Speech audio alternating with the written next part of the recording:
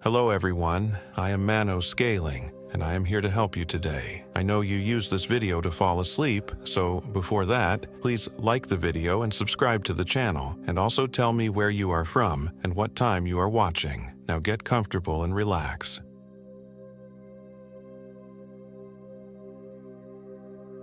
My name is Emily Hall, and I am 28 years old. This happened in the summer of 2024, deep in the Ozark National Forest in Arkansas.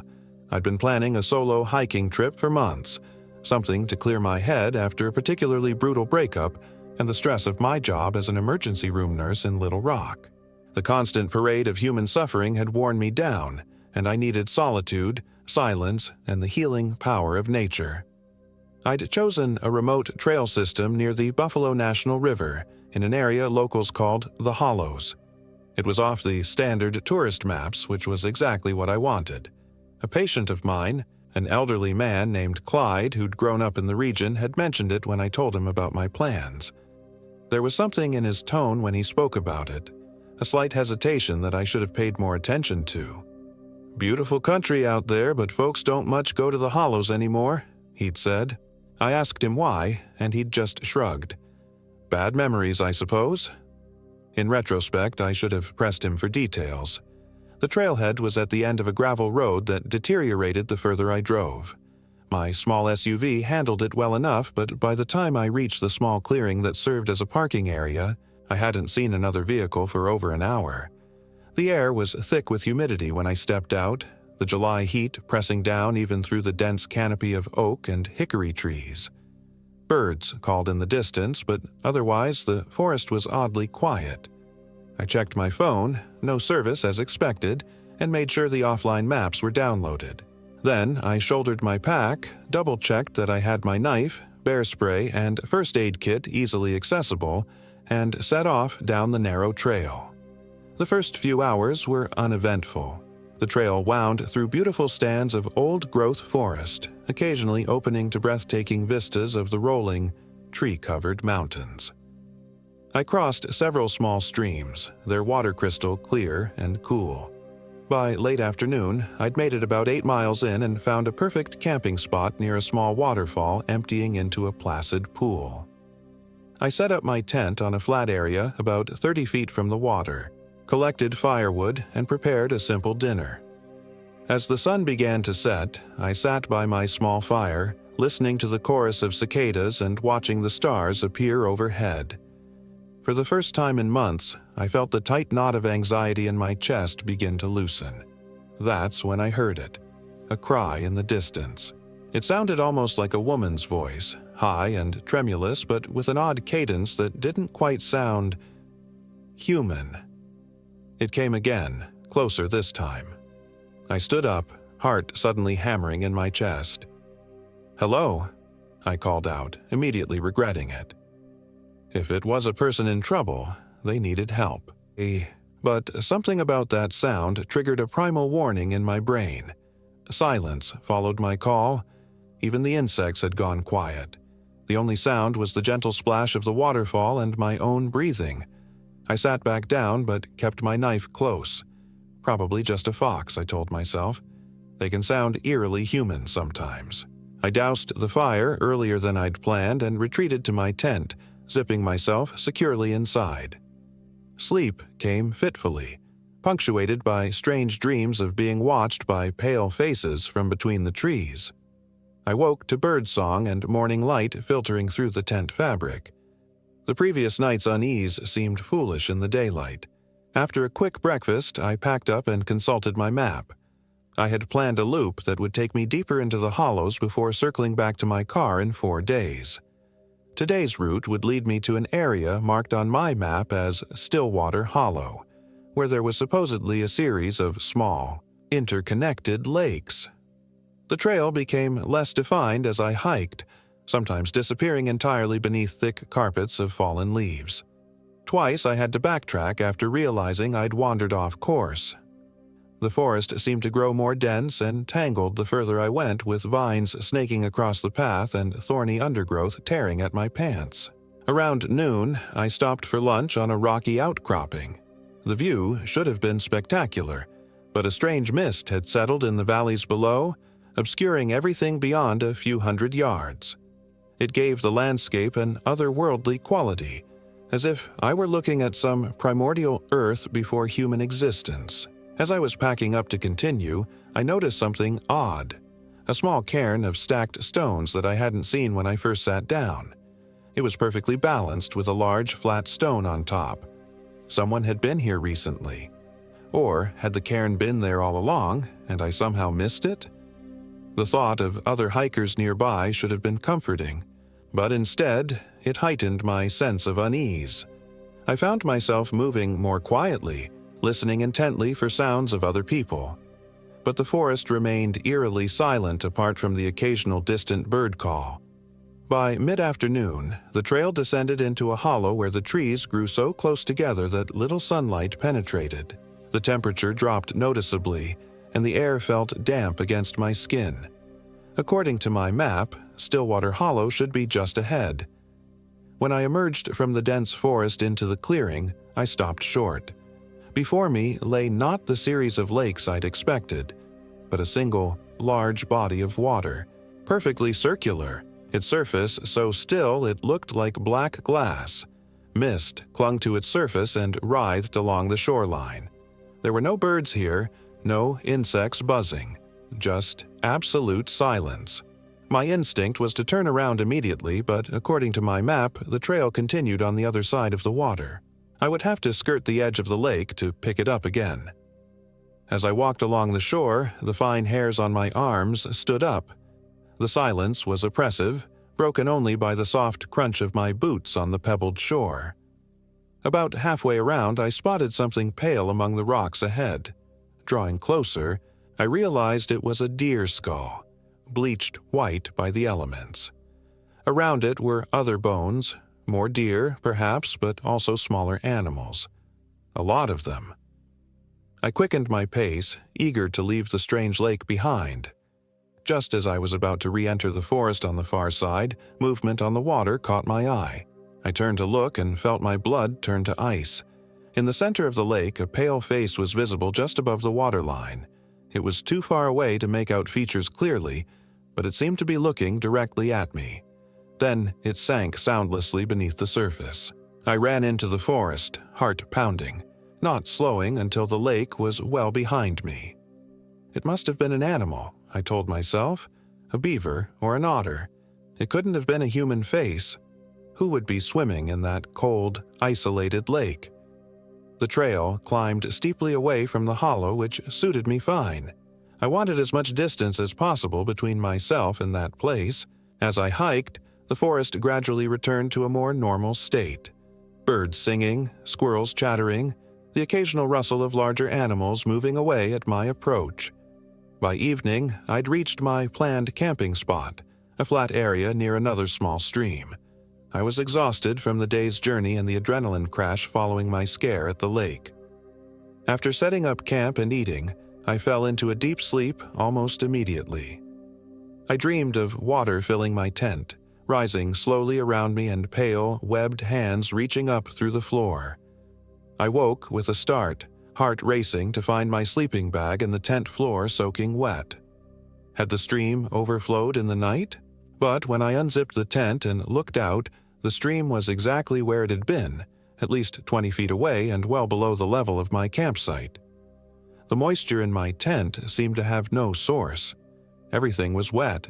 My clothes, my sleeping bag, even my backpack, which had been zipped closed, and everything smelled of lake water, that distinctive organic, slightly sulfurous scent. I looked at my hands in the early morning light and noticed with horror that my fingertips were wrinkled as if I'd been soaking in water all night. I packed up my wet gear as quickly as possible and got back on the trail.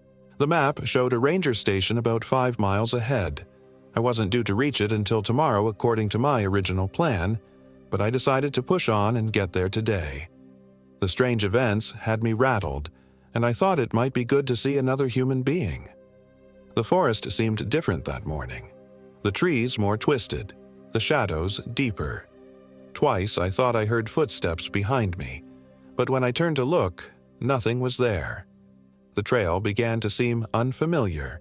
though I was certain I was following my map correctly. Landmarks mentioned in the trail description were missing, while unusual features, a tree grown in a perfect spiral, a boulder with what looked like handprints pressed into its surface, appeared where nothing should have been. By midday, I had to admit I was lost. The trail had faded to almost nothing, and the ranger station was nowhere to be seen. My phone's GPS was useless without service, and the compass app was behaving strangely, the needles spinning randomly or pointing in impossible directions.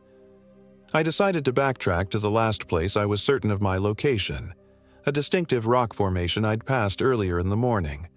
But after an hour of hiking, I hadn't found it. Everything looked the same: endless trees, patches of mist, the occasional sound of water that I could never quite locate. As afternoon faded toward evening, exhaustion and fear began to take their toll. I needed to find a place to camp before dark. Ahead, the trees thinned slightly, and I saw what looked like the remains of an old cabin, just the foundation stones and a crumbling chimney. It wasn't ideal, but the clearing would allow me to set up my tent, and the stone chimney might offer some protection if it rained. As I approached the ruins, I noticed small objects hanging from the branches of the surrounding trees. Little bundles of sticks tied with what looked like hair, crude dolls made of twine and leaves, animal bones strung together. Clearly, someone had been here, though the items looked weathered and old. I should have moved on immediately. Every instinct told me this was not a place to stay. But darkness was approaching rapidly, and I was too exhausted to continue searching for a better spot. I set up my tent as far from the ruins as the small clearing would allow and made a meager dinner from my provisions. I didn't light a fire, partly to conserve my matches since everything was still damp, but mostly because I didn't want to draw attention to myself. As I ate, I noticed carvings on the stones of the foundation, crude symbols, some resembling letters but in no alphabet I recognized. Others were pictographs, stick figures, circles with rays emanating from them, and what looked disturbingly like human hands with too many fingers. Night fell quickly, the darkness under the trees absolute.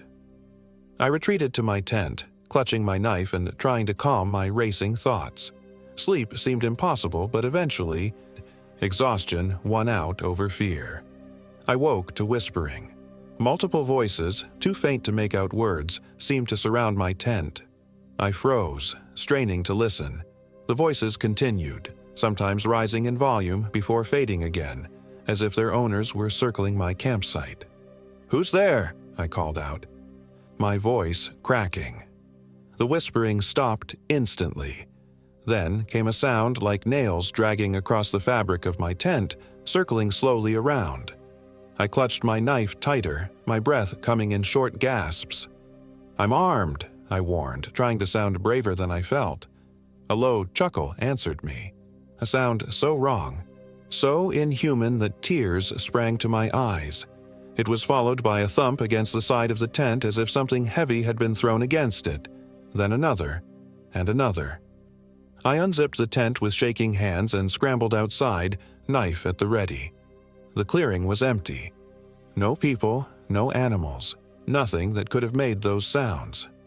But scattered all around my tent were small bundles identical to those hanging from the trees. Sticks bound with hair, now clearly recognizable as human hair in various colors. They hadn't been there when I went to sleep. Someone, or something, had placed them there while I slept and then again while I was awake inside the tent. I didn't bother packing properly. I stuffed my essentials into my backpack, abandoned the tent, and ran. I had no idea which direction I was going. I just needed to get away from that clearing. The first light of dawn was just breaking through the trees, providing barely enough illumination to avoid stumbling. After what felt like hours of running and walking, I stopped to catch my breath and try to orient myself. Nothing looked familiar. I was in a part of the forest where the underbrush was thick and thorny, making progress difficult. My clothes were torn, my hands and face scratched from pushing through the brambles. That's when I heard the voice. A woman's voice, soft and melodic, calling my name. Emily. I spun around, searching for the source. "Who's there?" I shouted. "How do you know my name?" "Emily, help me, please." The voice seemed to be coming from a dense thicket about 20 yards away. I approached cautiously, knife ready. "Show yourself," I demanded. The brambles parted slightly, and I caught a glimpse of pale skin and dark hair. A woman's face peered out at me, her features delicate and somehow familiar, though I was certain I'd never seen her before. "Please," she whispered, her voice trembling. "I've been lost for days. I heard you calling earlier."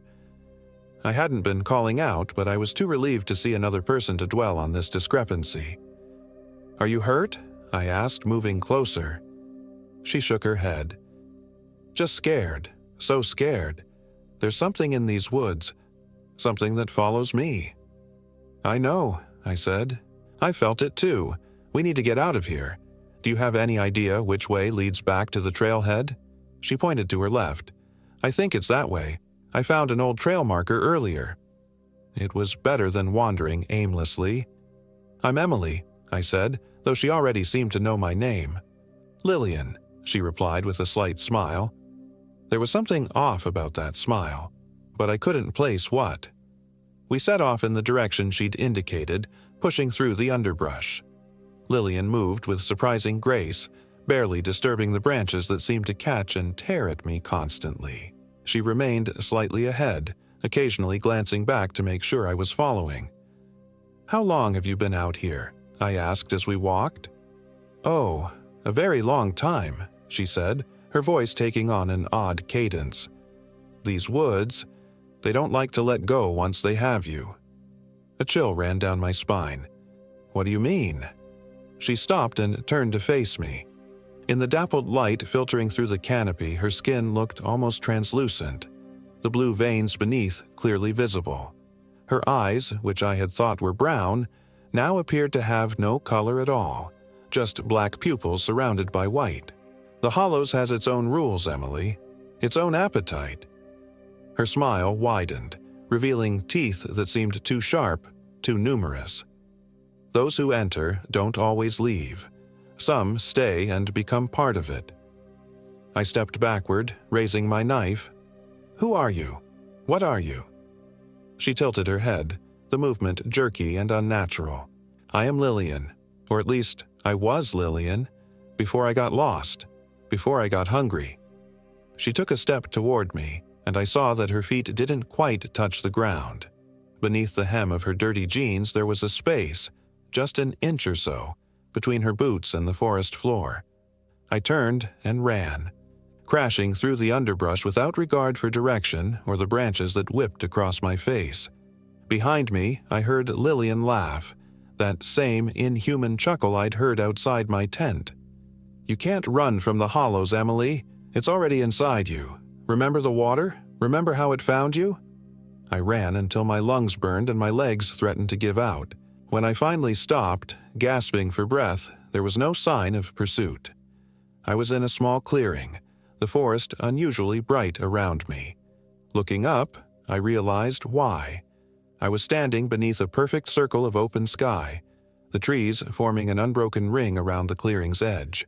In the center of the clearing stood a single, massive oak tree, its trunk wider than I could have encircled with my arms. Hanging from its lowest branch was a crude swing made of rope and a flat piece of wood. It swayed slightly in a breeze I couldn't feel. As I watched, a figure appeared on the swing, a young girl, perhaps 10 or 11, in an old-fashioned dress. She kicked her legs back and forth, sending the swing higher. She seemed solid at first, but as I stared, I realized I could see through her to the forest beyond. "Hello?" I said hesitantly. The girl stopped swinging and looked at me. Her face was oddly blank, her eyes dark hollows. When she spoke, her voice sounded distant, as if coming from underwater. "You shouldn't be here," she said. "The Stillwater woman will find you." "The Stillwater woman? Who is that?" "The woman I just met. Lillian." The girl nodded slowly. "She has many names. She takes many forms, but she always finds those who trespass in the Hollows." "I didn't mean to trespass," I said, my voice breaking. "I'm just trying to find my way out." The ghost girl, because I now understood that's what she was, pointed to her right. "Follow the rising sun. Don't stop, don't look back, and most importantly, don't listen to any voices calling you, no matter what they say or who they sound like." "Who are you?" I asked. "What happened to you?" Her expression remained unchanged. "I am Anne. I came here with my family in 1932. We were running from the dust storms in Oklahoma. My father built a cabin." She gestured vaguely in the direction I'd come from. The Stillwater woman took them one by one. I was last. She keeps us here. We're part of the Hollows now. She began to fade before my eyes. "Go now. She's coming." I didn't need to be told twice. I headed in the direction the ghost had indicated, moving as quickly as the terrain would allow.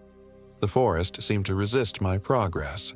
Vines snaked around my ankles, branches bent to block my path, roots rose from the ground to trip me. But I pressed on, focusing on the occasional glimpse of the morning sun through the trees. The sound of running water grew louder as I walked, and eventually I came to a stream, wider and faster flowing than any I'd encountered so far. According to the ghost girl's directions, I needed to cross it to continue east. The water was dark and cold-looking, its surface roiling with small whirlpools. I searched for a place to cross and spotted a fallen tree creating a natural bridge about 20 yards downstream. I made my way to it and tested it with one foot. It seemed sturdy enough. Halfway across, perched precariously on the log, I heard a splash. Looking down, I saw a face in the water. Not a reflection, but a face looking up at me from beneath the surface. It was Lillian, her black eyes wide, her mouth opening in a silent scream that released a stream of bubbles. I almost fell from the log in shock, but managed to grab a branch and steady myself. When I looked again, the face was gone. I scrambled across the rest of the log and continued east, now running whenever the terrain permitted it. The forest began to thin, the trees becoming smaller and less densely packed. Hope surged through me. Perhaps I was nearing the edge of the hollows. Then I heard my name again, called in a voice I recognized instantly. My mother's voice. "Emily, thank God we found you. We've been searching for days." I stopped, turning toward the sound despite the ghost girl's warning. About 50 yards away, partially hidden by trees, I could see what looked like my mother and father, waving frantically. "Emily, hurry, it's not safe here." For a moment, I almost ran toward them. Then I noticed something wrong. They were wearing the same clothes they'd had on when I last saw them, 2 weeks ago at Sunday dinner. My father was even wearing his reading glasses, which he only wore indoors. "You're not real," I whispered, backing away. The figures that looked like my parents stopped waving, their faces contorted, stretching into impossible grimaces, their eyes expanding until they were nothing but black orbs in white faces. "Clever girl," said the thing that had pretended to be my mother, its voice now a rasping parody of human speech. "But not clever enough to escape the hollows." They began moving toward me with a jerky, unnatural gait. I turned and ran, no longer caring about direction, just desperate to get away. The trees whipped past me, branches tearing at my clothes and skin. Behind me, I could hear them gaining, not with footsteps, but with a sound like wet cloth dragging over leaves. I burst out of the trees into a wider clearing and skidded to a halt. Before me was the circular lake from the day before, Stillwater Hollow. Somehow, I'd circled back to it. The lake looked different in the midday light, darker, if that was possible, its surface still unnaturally motionless despite the breeze that now moved through the trees. At the water's edge stood Lillian, but she had changed. Her skin was a pallid gray-green, her hair hanging in wet ropes around a face that had elongated, the jaw distended to accommodate her too many teeth. Her clothes clung to her body, soaking wet and covered in dark mud or algae.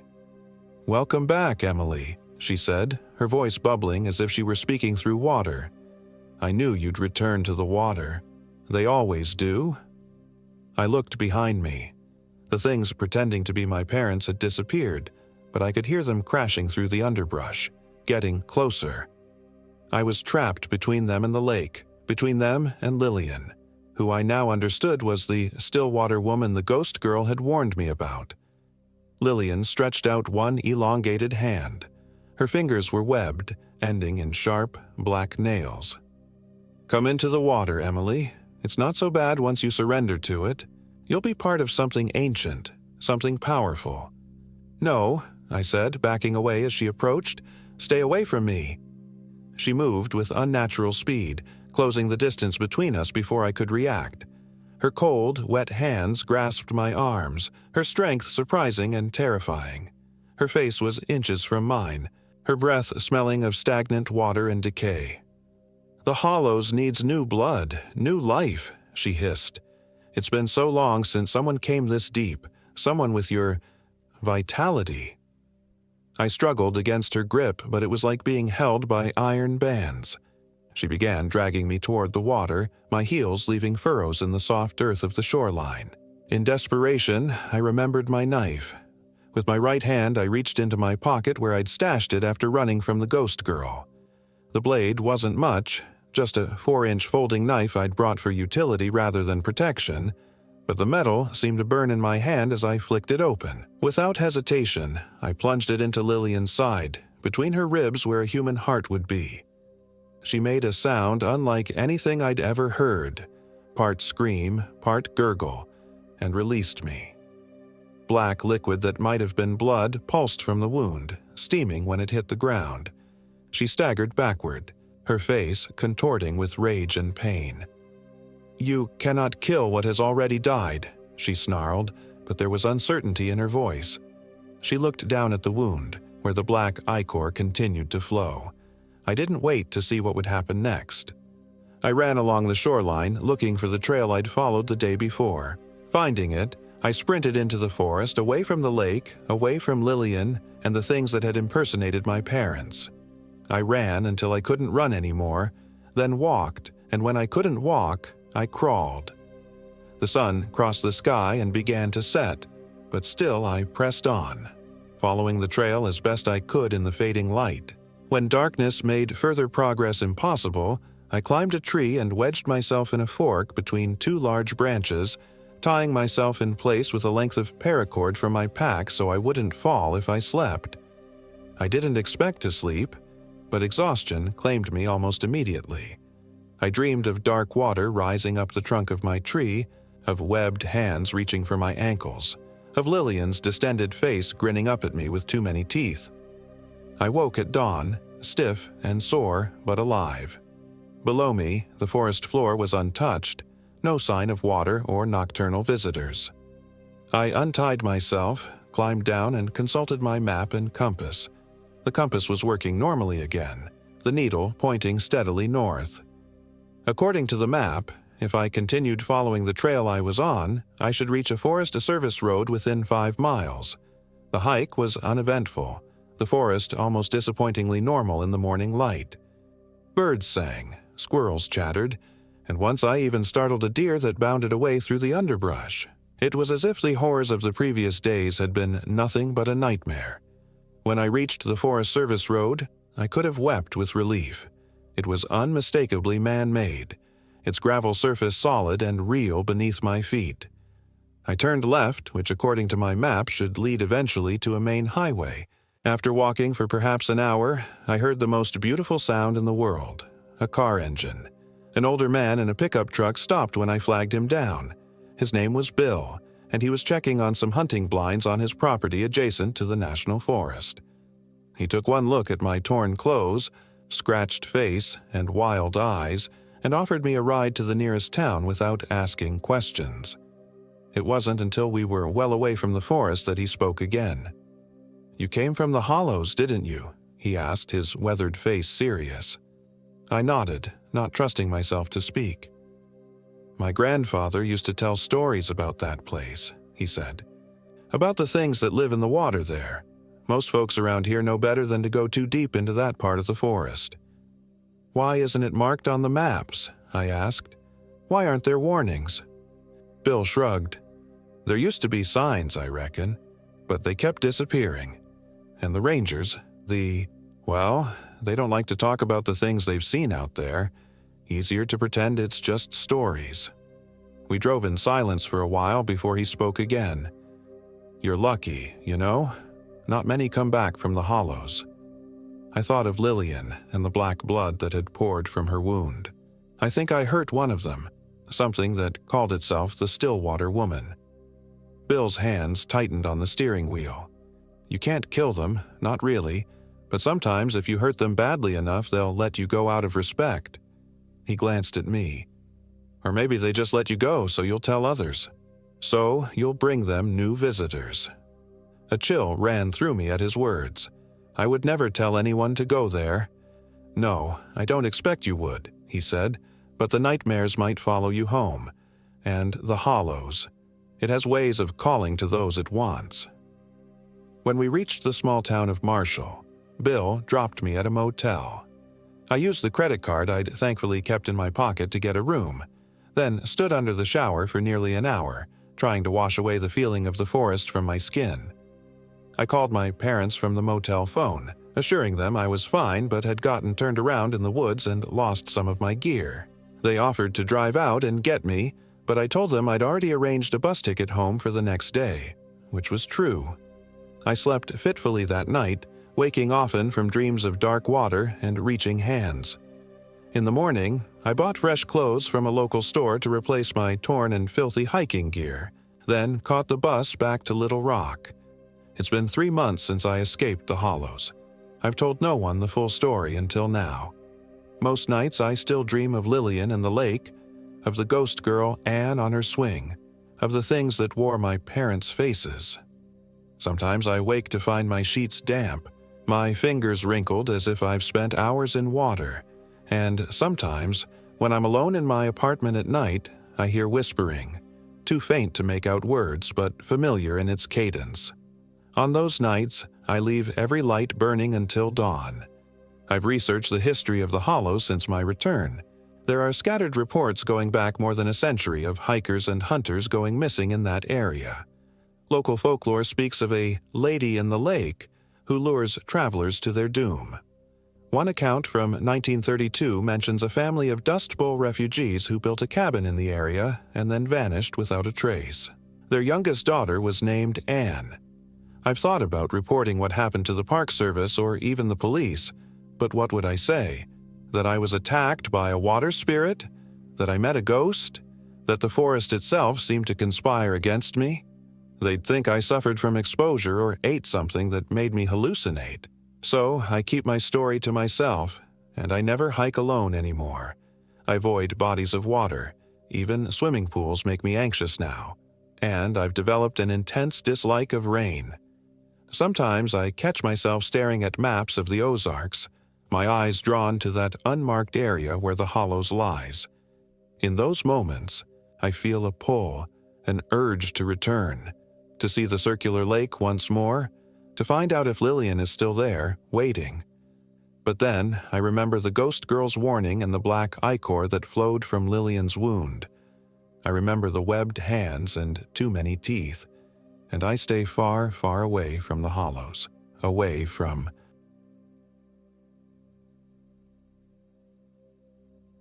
My name is Emily Hall, and I am 28 years old. This happened in the summer of 2023, during what was supposed to be a relaxing 3-day hiking trip in the Ozark National Forest in Arkansas.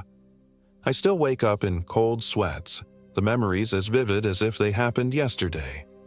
I'd always been the outdoorsy type, finding solace in nature when life became too chaotic. My career as a kindergarten teacher in Little Rock was rewarding but draining. After a particularly difficult school year, I needed to recharge, to reconnect with myself and the natural world I loved so much.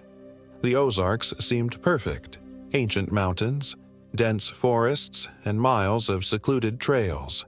My golden retriever, Scout, was my constant companion. He was 4 years old, energetic and loyal, with an uncanny ability to sense my moods. Some days I felt he understood me better than any human could. We'd been on countless adventures together, but nothing like what awaited us on the Possum Trot Trail. The drive to the trailhead was peaceful. I remember the windows down, Scout's head hanging out, ears flapping in the wind as we wound our way through the increasingly remote countryside. The GPS signal had become spotty as we approached the White Rock Mountain area, but I wasn't concerned. I had downloaded maps and done my research. I was prepared, or so I thought. I parked at the small lot near the trailhead around noon. Only one other vehicle was there, an old pickup truck with local plates.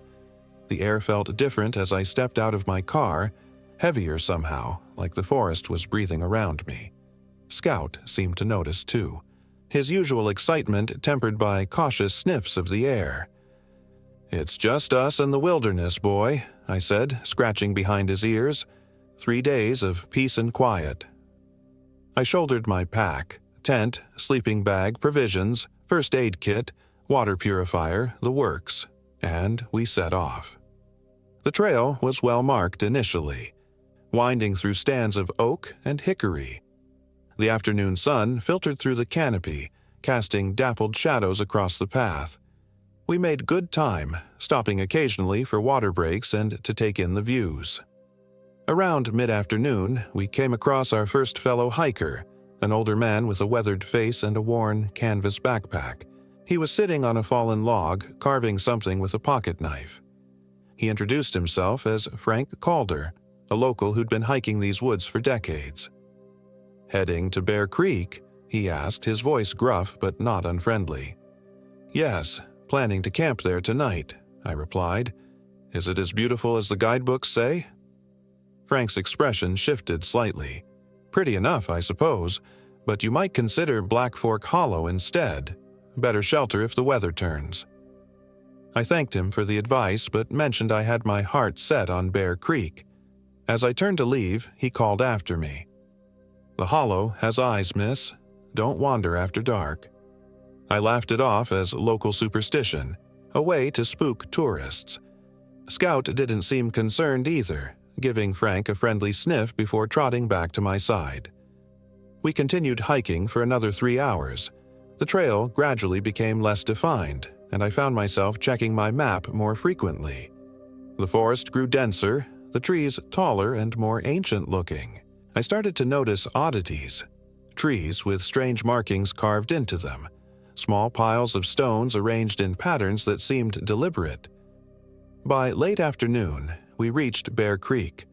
The sight was stunning, a clear stream winding through a small meadow, surrounded by towering pines and hemlocks. I set up camp efficiently, having done this countless times before. Scout explored the perimeter while I prepared our dinner.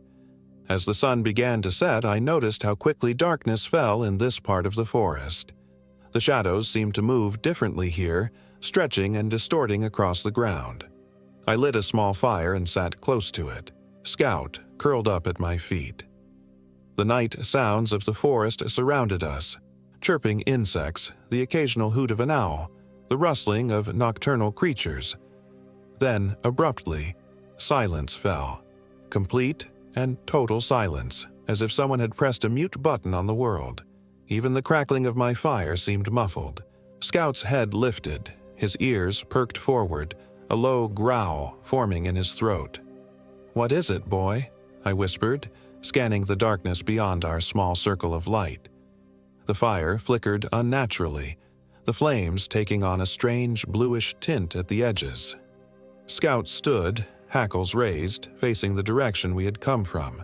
I reached for my flashlight, aiming it into the trees, but the beam seemed to be swallowed by an unnatural darkness. "Hello," I called out, my voice sounding strange to my own ears. "Is someone there?" No response came from the forest, but I couldn't shake the feeling that we were being watched. Scout wouldn't settle, pacing around the camp, occasionally stopping to stare intently into the darkness.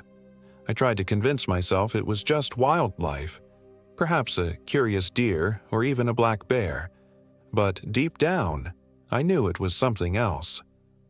I decided to turn in early, zipping Scout and myself securely into the tent.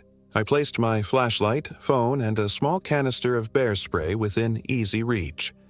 Despite my unease, exhaustion eventually pulled me into a fitful sleep. The dreams came immediately. Vivid, terrifying visions of being pursued through the forest by something I couldn't see but could feel, a malevolent presence that seemed to shift and move through the trees like smoke. In the dream, Scout was gone, and I was alone, my lungs burning as I ran, branches tearing at my skin. I woke with a start to the sound of Scout's frantic barking. The tent was bathed in pale moonlight, and I could see his silhouette at the entrance, rigid with alertness. Outside, something was moving around our campsite. I could hear the soft crunch of leaves, the subtle shifting of weight, deliberate movements, not the random wanderings of forest animals. "Scout, quiet," I whispered, my heart hammering against my ribs. The movement outside stopped. For several long seconds there was nothing but silence. Then a sound that made my blood freeze. A soft, almost human-like whisper, but distorted, as if coming from a damaged voice box. It was saying something that sounded like a name, not mine, but close enough to make my skin crawl. "Emma," it whispered. "Emily." Scout's barking turned to whimpering. He backed away from the tent entrance, pressing against me. I grabbed my bear spray and flashlight, hands shaking so badly I could barely hold them. "Who's there?" I called out, trying to sound braver than I felt. "I'm armed, and I have a dog." A soft, wet chuckle was the only response. Then, without warning, something slammed against the side of the tent, hard enough to collapse one of the poles. Scout yelped and I screamed, scrambling backward. The fabric bulged inward as if something was pressing against it, exploring its resistance. In a surge of pure adrenaline, I unzipped the tent and burst out, bear spray extended before me. The clearing was empty. The fire had died to embers, casting just enough light to see that nothing was there. No person, no animal, nothing that could have struck the tent. But the air felt wrong. Colder, somehow thicker, and my campsite had been disturbed. My backpack, which I'd left propped against a tree, was now open, its contents scattered. My food bag hung untouched from its branch, but something had been drawn in the dirt beneath it, a crude symbol resembling an eye inside a triangle. "We need to leave," I said to Scout, who stood tensely at my side. "Right now." I hastily packed what I could see in the dim light, leaving the tent behind. With flashlight in hand and Scout leashed close, I headed back to the trail. The forest was still unnaturally quiet, but I could feel it watching us, a palpable malevolence that seemed to emanate from the trees themselves. The path that had been so clear in daylight was now confusing, branching in ways I didn't remember. My phone had no signal, and the GPS was malfunctioning, showing our location as miles from where I knew we were. The map didn't seem to match the terrain anymore. Somehow, impossibly, we were lost. Hours passed as we wandered, the moonlight offering just enough illumination to keep moving. Scout stayed close, unusually subdued. Occasionally he would stop, growling at something I couldn't see, and we would change direction. The temperature dropped significantly, my breath forming clouds in the beam of my flashlight. As dawn approached, we emerged into a small clearing I didn't recognize. In the center stood an ancient oak, its massive trunk twisted and gnarled. Hanging from its lower branches were dozens of small bundles, twigs bound with what looked like hair, feathers, and strips of cloth. They swayed slightly, though there was no wind. "What the hell?" I whispered, approaching cautiously. Scout refused to enter the clearing, pulling back on his leash and whining. I should have listened to him. Instead, I stepped forward, drawn by a morbid curiosity. The ground beneath the tree was bare, the soil dark and rich, unlike the leaf-littered forest floor. Carved into the trunk was that same symbol I had seen in the dirt, an eye within a triangle. Below it, words had been etched into the bark. "The hollow claims its own." A twig snapped behind me. I whirled around, the flashlight beam cutting through the pre-dawn gloom. Standing at the edge of the clearing was a figure, human-shaped but wrong somehow, proportions slightly off, movements jerky and unnatural. It was Frank Calder, the man we'd met on the trail, but something was terribly different about him. "You should have gone to Black Fork," he said, his voice hollow as if coming from somewhere deep inside him. "She's found you now, the widow of the Hollow." "Who are you talking about?" I demanded, backing away, Scout snarling beside me. "What is this place?" Frank's face contorted into an eerie smile that stretched too wide. "This land has never belonged to us. We're just tenants. And sometimes the landlady collects her due." He took a step forward, and in the growing light of dawn I could see what was wrong with him. His eyes were completely black, no whites, no iris, just bottomless darkness, and his skin had a grayish cast to it, like something that had been underwater too long. "Run, Emily Hall," he said, my full name rolling off his tongue like he was tasting it. "Run, but she already knows your scent. She's tasted your fear. You opened yourself to her when you slept on her ground." I didn't need to be told twice. I turned and ran, Scout racing alongside me. We crashed through the underbrush, abandoning any pretense of following a trail. Behind us, I heard Frank laughing, a sound that dissolved into something inhuman, a screeching wail that echoed through the trees. The forest seemed to work against us, branches reaching out like hands, roots rising to trip our feet. Scout yelped as something caught his back leg, but he pulled free and kept running. My lungs burned, my legs ached, but terror drove me forward.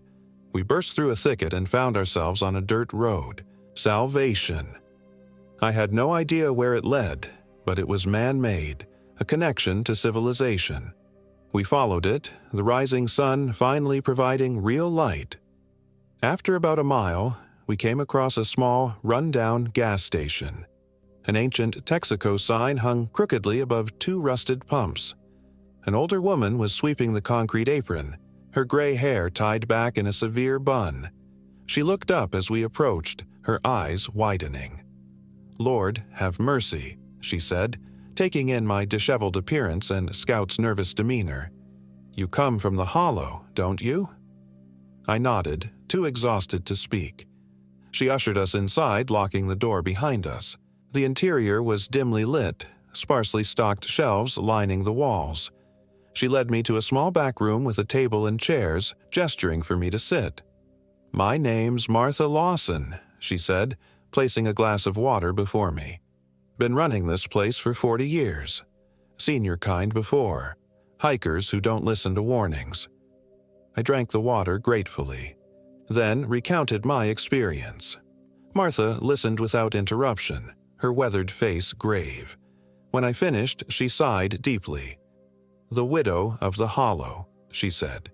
"That's what the old-timers call her. Story goes back to the 1800s. A woman named Abigail Thorne, accused of witchcraft after her husband and child died mysteriously. The townsfolk hanged her from that oak you saw, but not before she cursed the land and everyone on it." "You're saying this is... what? A ghost? A witch?" I asked incredulously, though after what I'd seen, I was ready to believe almost anything. "Something worse," Martha replied. "The years have changed her. She's become part of the forest itself.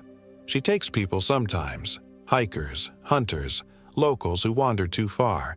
They either disappear completely or come back. Wrong.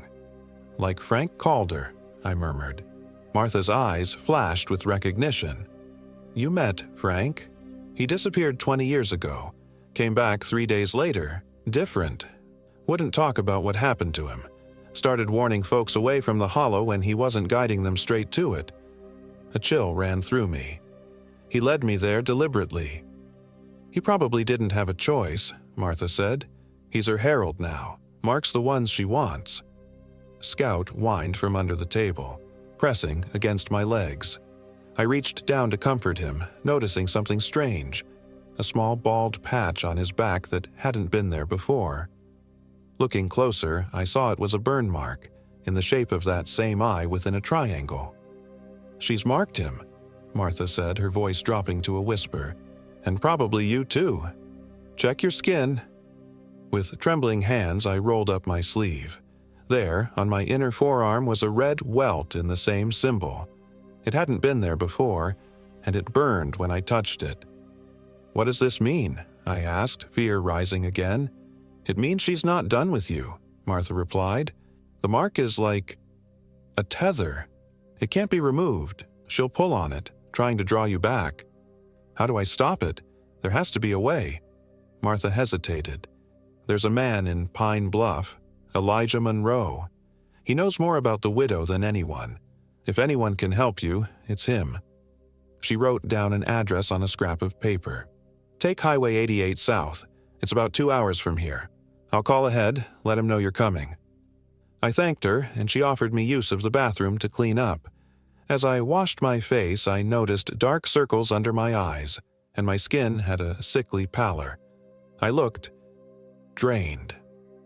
And there was something else. In the mirror, just for a moment, I thought I saw someone standing behind me. A tall, thin woman in old-fashioned clothes, her face hidden by long, matted hair. I spun around, but there was no one there.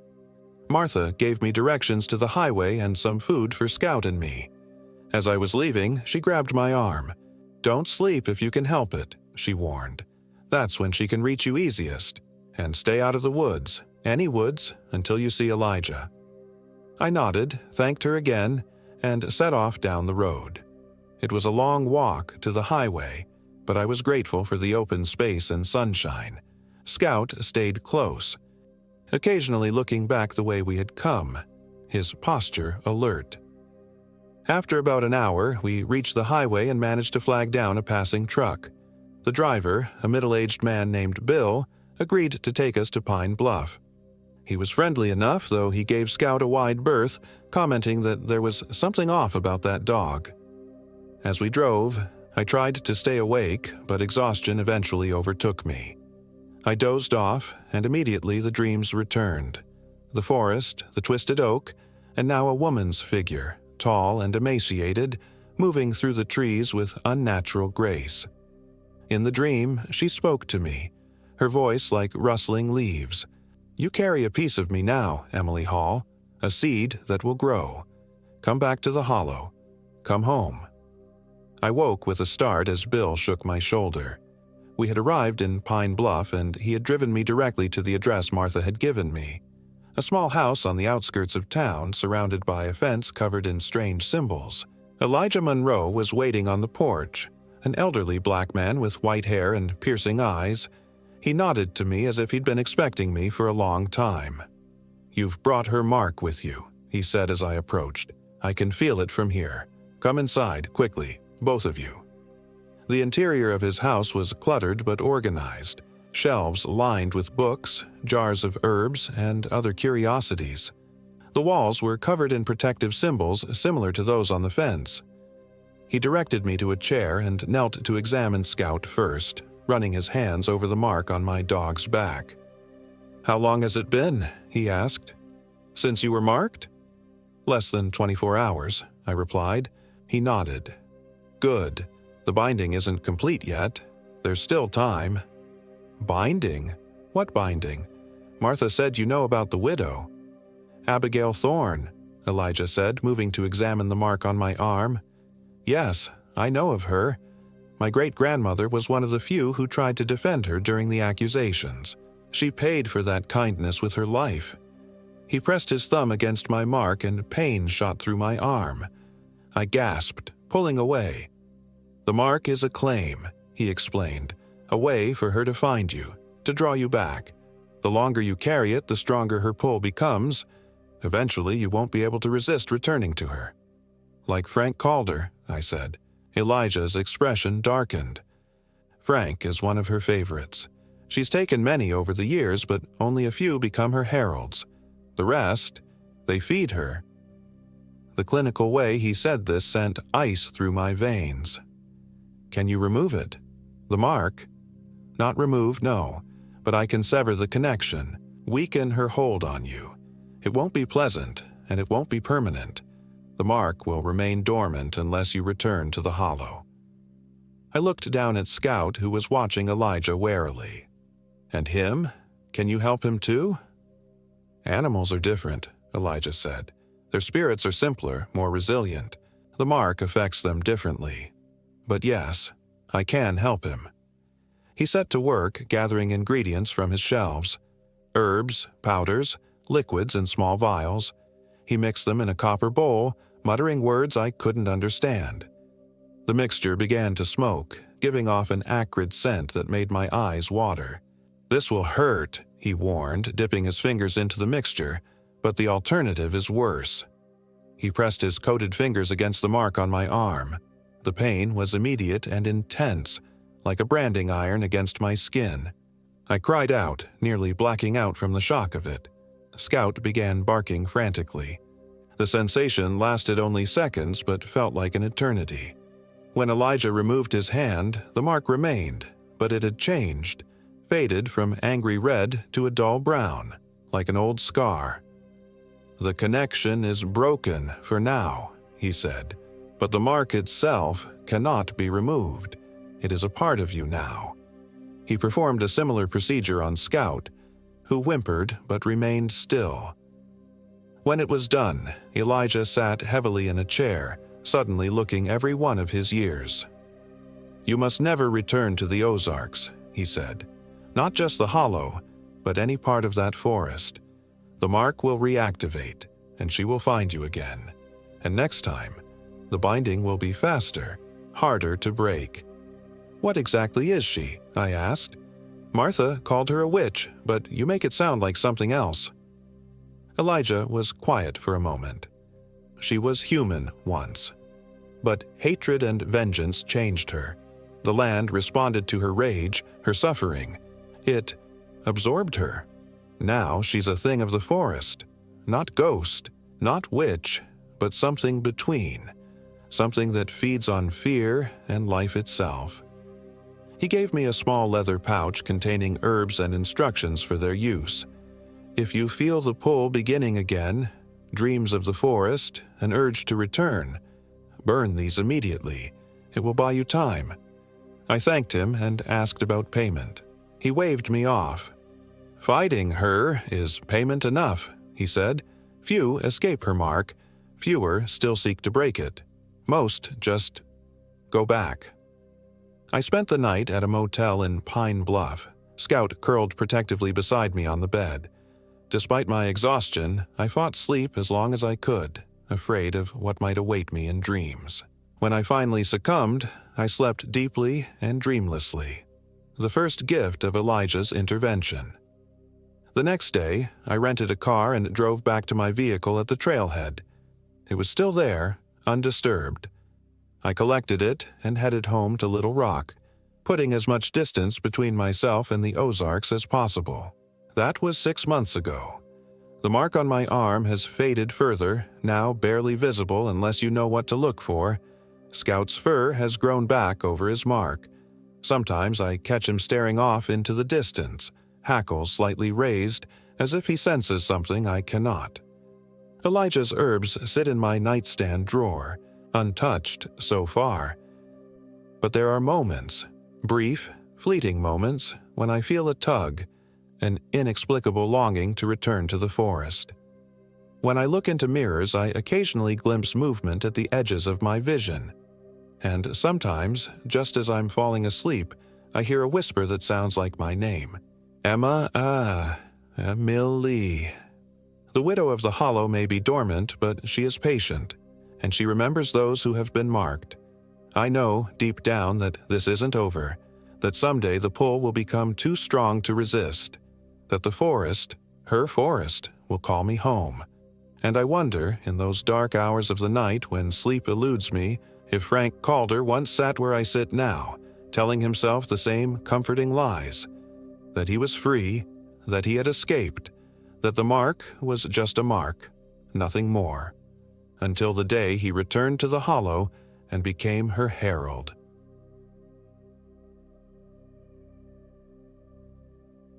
My name is Thomas Davis, and I am 34 years old.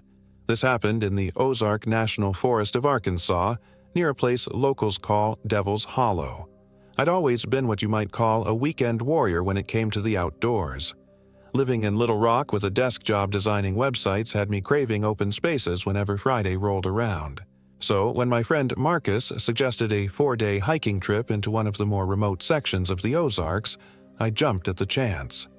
"There's this trail that branches off the Buffalo River Trail," Marcus said, his excitement evident as he spread a topographical map across my kitchen table. "Hardly anyone uses it. My cousin went there last year and said it was like stepping back in time." Marcus, Whitfield, and I had been friends since college. He was the athletic one, lean, always tan, with perpetual stubble that somehow looked intentional rather than lazy. Unlike me, Marcus did trail maintenance for the Forest Service and knew the wilderness better than he knew the city. The third member of our party was going to be Ethan Reeves, a mutual friend who worked with Marcus. Ethan was newer to our circle but had quickly become someone we enjoyed having around. Funny, capable, and always up for adventure. "You think I can handle it?" I asked, tracing the contour lines that clustered tightly together, indicating steep terrain. "You'll be fine," Marcus assured me. "It's challenging, but nothing crazy. Plus, it's worth it. There's this series of limestone caves and natural springs that almost nobody visits." What Marcus didn't mention, what I found out later he deliberately left out, was the local reputation of Devil's Hollow. I would have appreciated the warning. The drive from Little Rock took us about 3 hours, winding through increasingly rural and rugged country. We left Marcus's truck at a small, unmarked pull-off where a faded trailhead sign stood half-hidden by overgrowth. The September air held the first hint of autumn crispness despite the afternoon sun warming our shoulders as we adjusted our packs. "Feels good to be away from screens, doesn't it?" Ethan said, taking a deep breath. He was shorter than both Marcus and me, stocky but strong, with a red beard and a perpetual smile that made him look younger than his 31 years. "Give Thomas a day before withdrawal kicks in," Marcus joked, nudging my arm. I rolled my eyes but laughed. I did bring a backup battery for my phone. "For emergencies only," Marcus reminded me. "The whole point is to disconnect."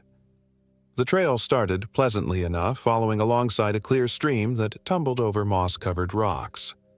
The forest was dense but not impenetrable, oak and hickory trees forming a canopy overhead that dappled the forest floor with shifting patterns of light and shadow. The familiar weight of my pack settled across my shoulders as we walked, our boots crunching on the mixture of dirt, pine needles, and fallen leaves. "So, at the 5-mile mark, we'll hit the junction and take the less-traveled fork," Marcus explained as we hiked. "That'll take us toward the hollow. The caves are about 3 miles beyond that." "Anyone else find it weird this place is called Devil's Hollow?" I asked. "Not exactly the most inviting name." Marcus shrugged. "Lots of places around here have spooky names. Probably just some old local legend to keep kids from wandering too far." Ethan chimed in. "Actually, I asked some of the old-timers at the ranger station about it. They said back in the 1880s, 3 families that lived in the hollow disappeared during one winter. All their possessions were still in their cabins, but the people were gone without a trace." "Well, that's comforting," I muttered. "Probably just moved on," Marcus said dismissively. "Times were hard back then." "Without taking anything with them?" Ethan asked. "In the middle of winter?" "Save the ghost stories for the campfire," Marcus said, picking up his pace. By the time we reached the junction Marcus had mentioned, the sun was lower in the sky. We took the right fork, and immediately the trail narrowed and became less defined. The underbrush grew thicker here, and several times we had to duck under fallen trees or push through dense patches of brambles.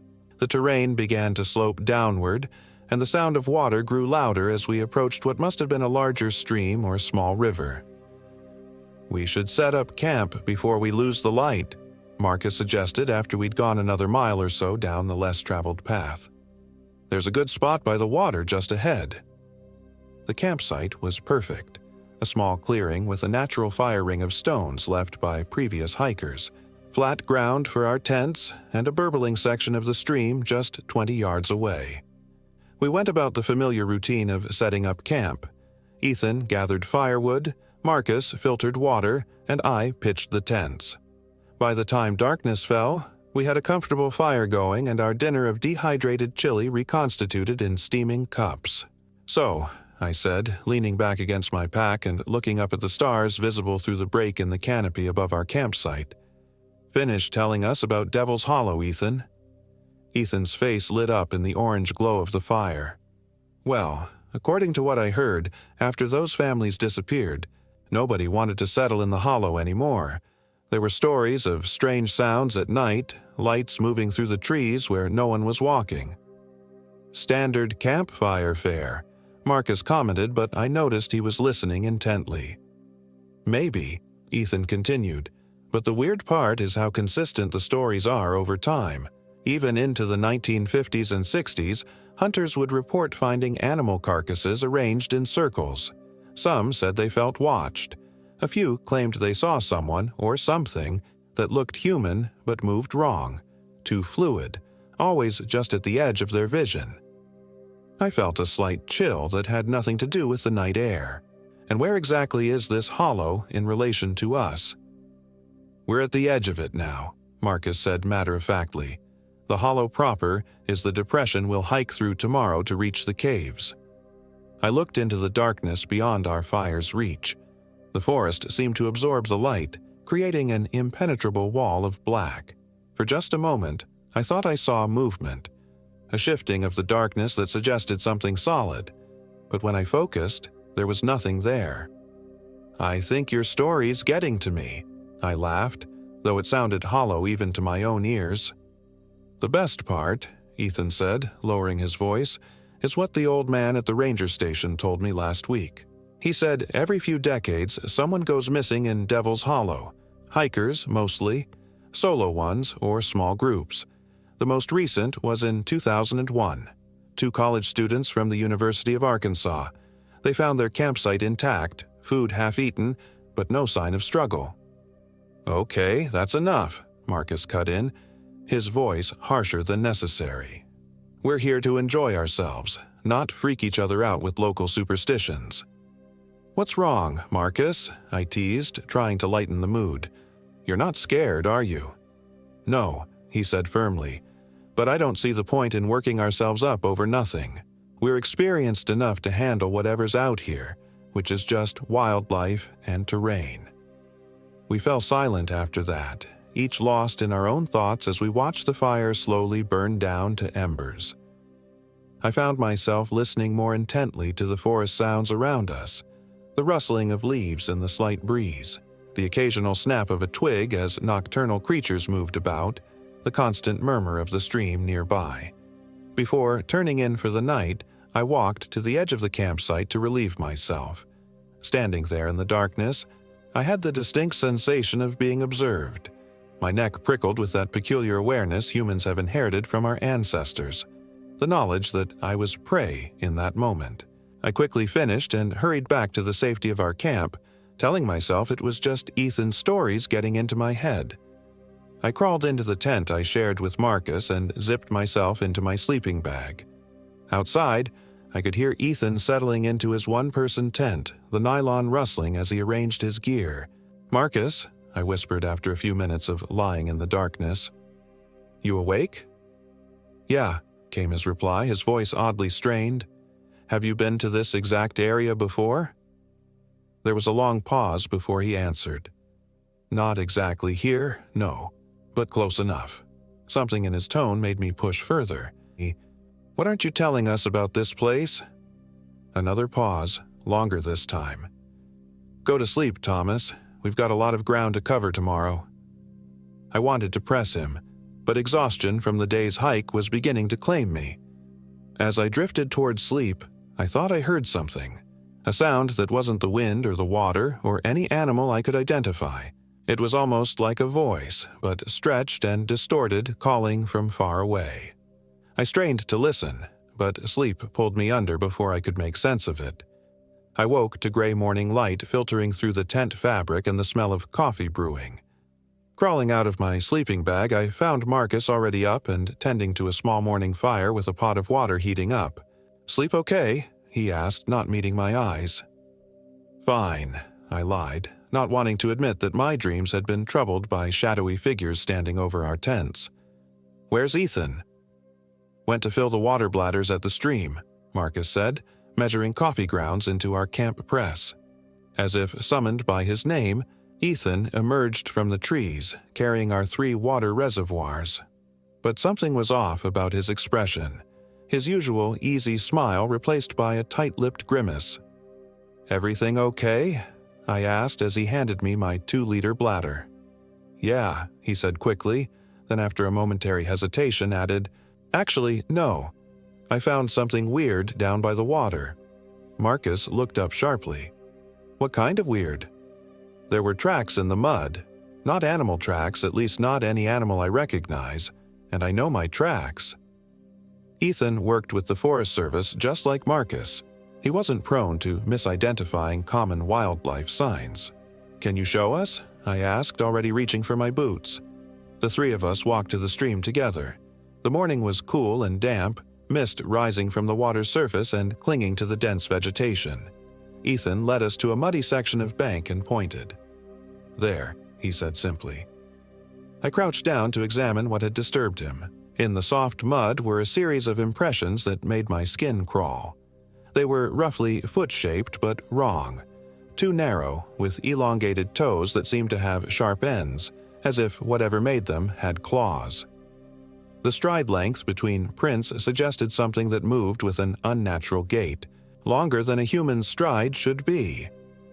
"Could be a bear with malformed paws," Marcus suggested, but his voice lacked conviction. "Bears don't walk on 2 legs for this distance," Ethan countered, pointing to how the tracks followed the stream bank for at least 20 yards before disappearing into the undergrowth. I stood up, suddenly very aware of the dense forest surrounding us. "Which direction were they heading?"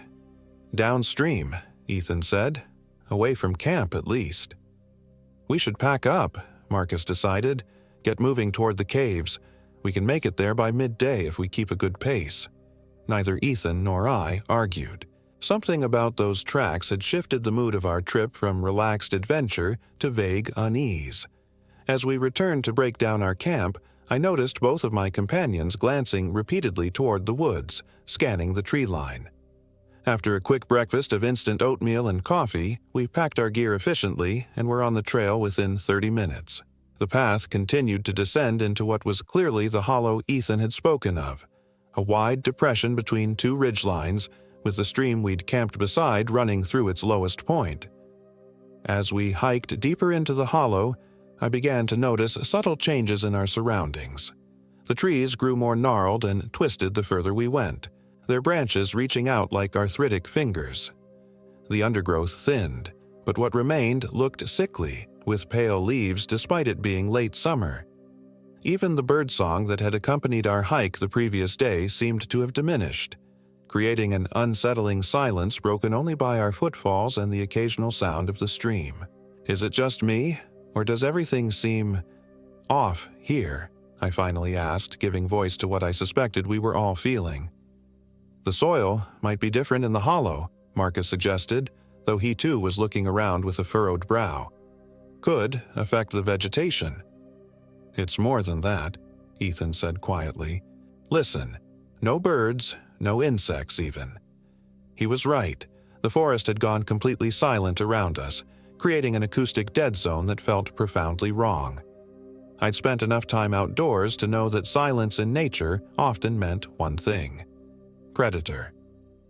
"Maybe we should turn," I began, but Marcus cut me off. "We're almost to the caves," he insisted. "Just another mile or so. We came all this way. We're not turning back now." There was an edge to his voice I'd never heard before, an almost desperate quality that made me wonder again what Marcus wasn't telling us about this place. But I didn't push it, and neither did Ethan. We continued on in tense silence, each lost in our own thoughts as we traveled deeper into Devil's Hollow. The trail followed the stream until we reached a point where the water emerged from beneath a rock outcropping. Here, the path became even less distinct, requiring us to pick our way carefully over increasingly rocky terrain. The hollow narrowed, with steep limestone walls rising on either side of us. It felt like we were walking into the throat of some massive beast. "There," Marcus said finally, pointing ahead, "the cave entrance." What he indicated wasn't so much a cave as a dark fissure in the rock face, perhaps 4 feet wide and 8 feet tall. Water trickled from its mouth, feeding the stream we'd been following. The sight of it sent an involuntary shiver down my spine. "That's where we're going?" I asked, unable to keep the apprehension from my voice. "The chamber inside opens up," Marcus assured us. "It's beautiful in there, crystal formations, underground pools. Trust me, it's worth it." Ethan and I exchanged glances. In that moment, I could see my own reluctance mirrored in his eyes, but also the same resignation. We'd come this far. We might as well see what Marcus was so intent on showing us. We switched on our headlamps and approached the narrow entrance. The limestone was cool and slightly damp under my hand as I steadied myself to step inside. The cave mouth seemed to exhale a breath of stale, mineral-scented air as we crossed its threshold, moving from the gray daylight into thick darkness relieved only by the beams of our lights. True to Marcus's word, the passage widened after about 20 feet, opening into a chamber larger than I'd expected. Our headlamps couldn't reach the ceiling, giving the disorienting impression of standing in an endless void. The ground sloped gently downward, wet and slippery with cave mud. Small pools of crystalline water dotted the floor, reflecting our lights in brief, startling flashes. "Watch your step," Marcus cautioned, his voice echoing strangely off the unseen walls. "It gets slippery here." We moved carefully through the main chamber, our headlamps creating shifting shadows that seemed to move independently of our movements. The further we went, the more elaborate the cave formations became. Stalactites hung like stone teeth from the darkness above, while stalagmites rose from the ground in twisted columns. "This is actually pretty amazing," I admitted, momentarily forgetting my unease as we passed a particularly striking formation that resembled a frozen waterfall. "Told you," Marcus said, and I could hear the smile in his voice. "There's a pool up ahead that's supposedly bottomless. Early explorers couldn't find the bottom of it with the ropes they had." We continued on toward this promised marvel, the cave narrowing again into a passage that required us to proceed single file, with Marcus leading the way, me in the middle, and Ethan bringing up the rear. The rock walls pressed in around us, and I had to fight against a rising sense of claustrophobia. My breathing quickened, and I focused on the back of Marcus's pack to keep the panic at bay. "Almost there," Marcus called back. "Just through this tight spot." The passage constricted further, forcing us to turn sideways to squeeze through. I felt the rough stone scraping against both my back and chest, and for a terrifying moment I thought I might become stuck. But then the passage widened abruptly, and I stumbled forward into another chamber. This one smaller than the first, but with a perfectly still pool of black water occupying most of the floor space. Marcus stood at the edge of the pool, his headlamp aimed down into the water. "This is it," he said softly.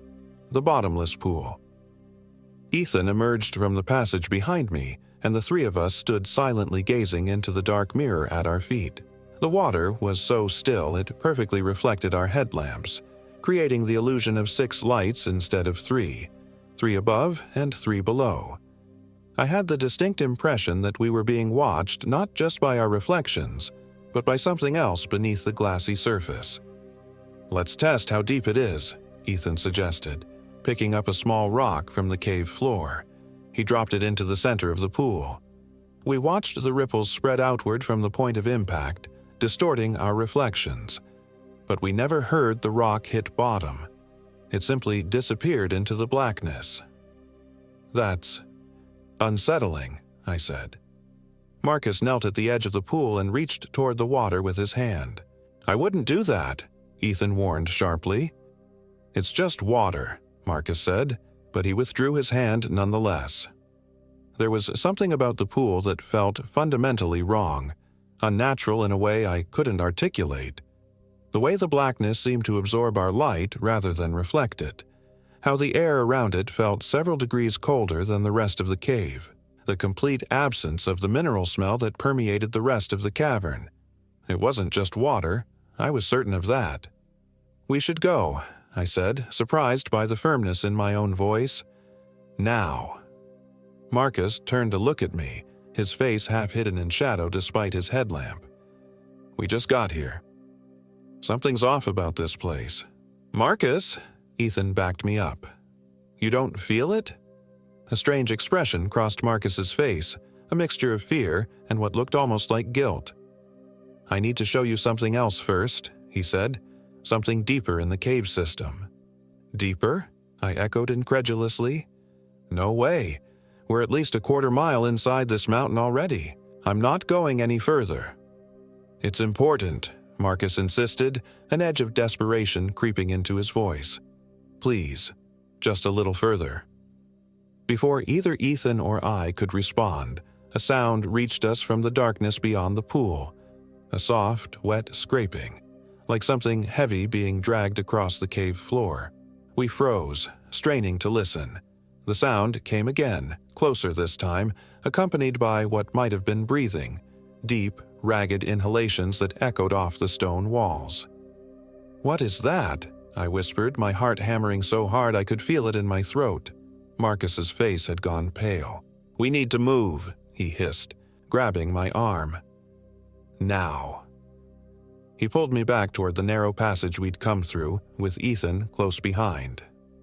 As we turned to go, my headlamp swept across the far side of the chamber, and for just an instant, I caught a glimpse of something emerging from a crevice I hadn't noticed before.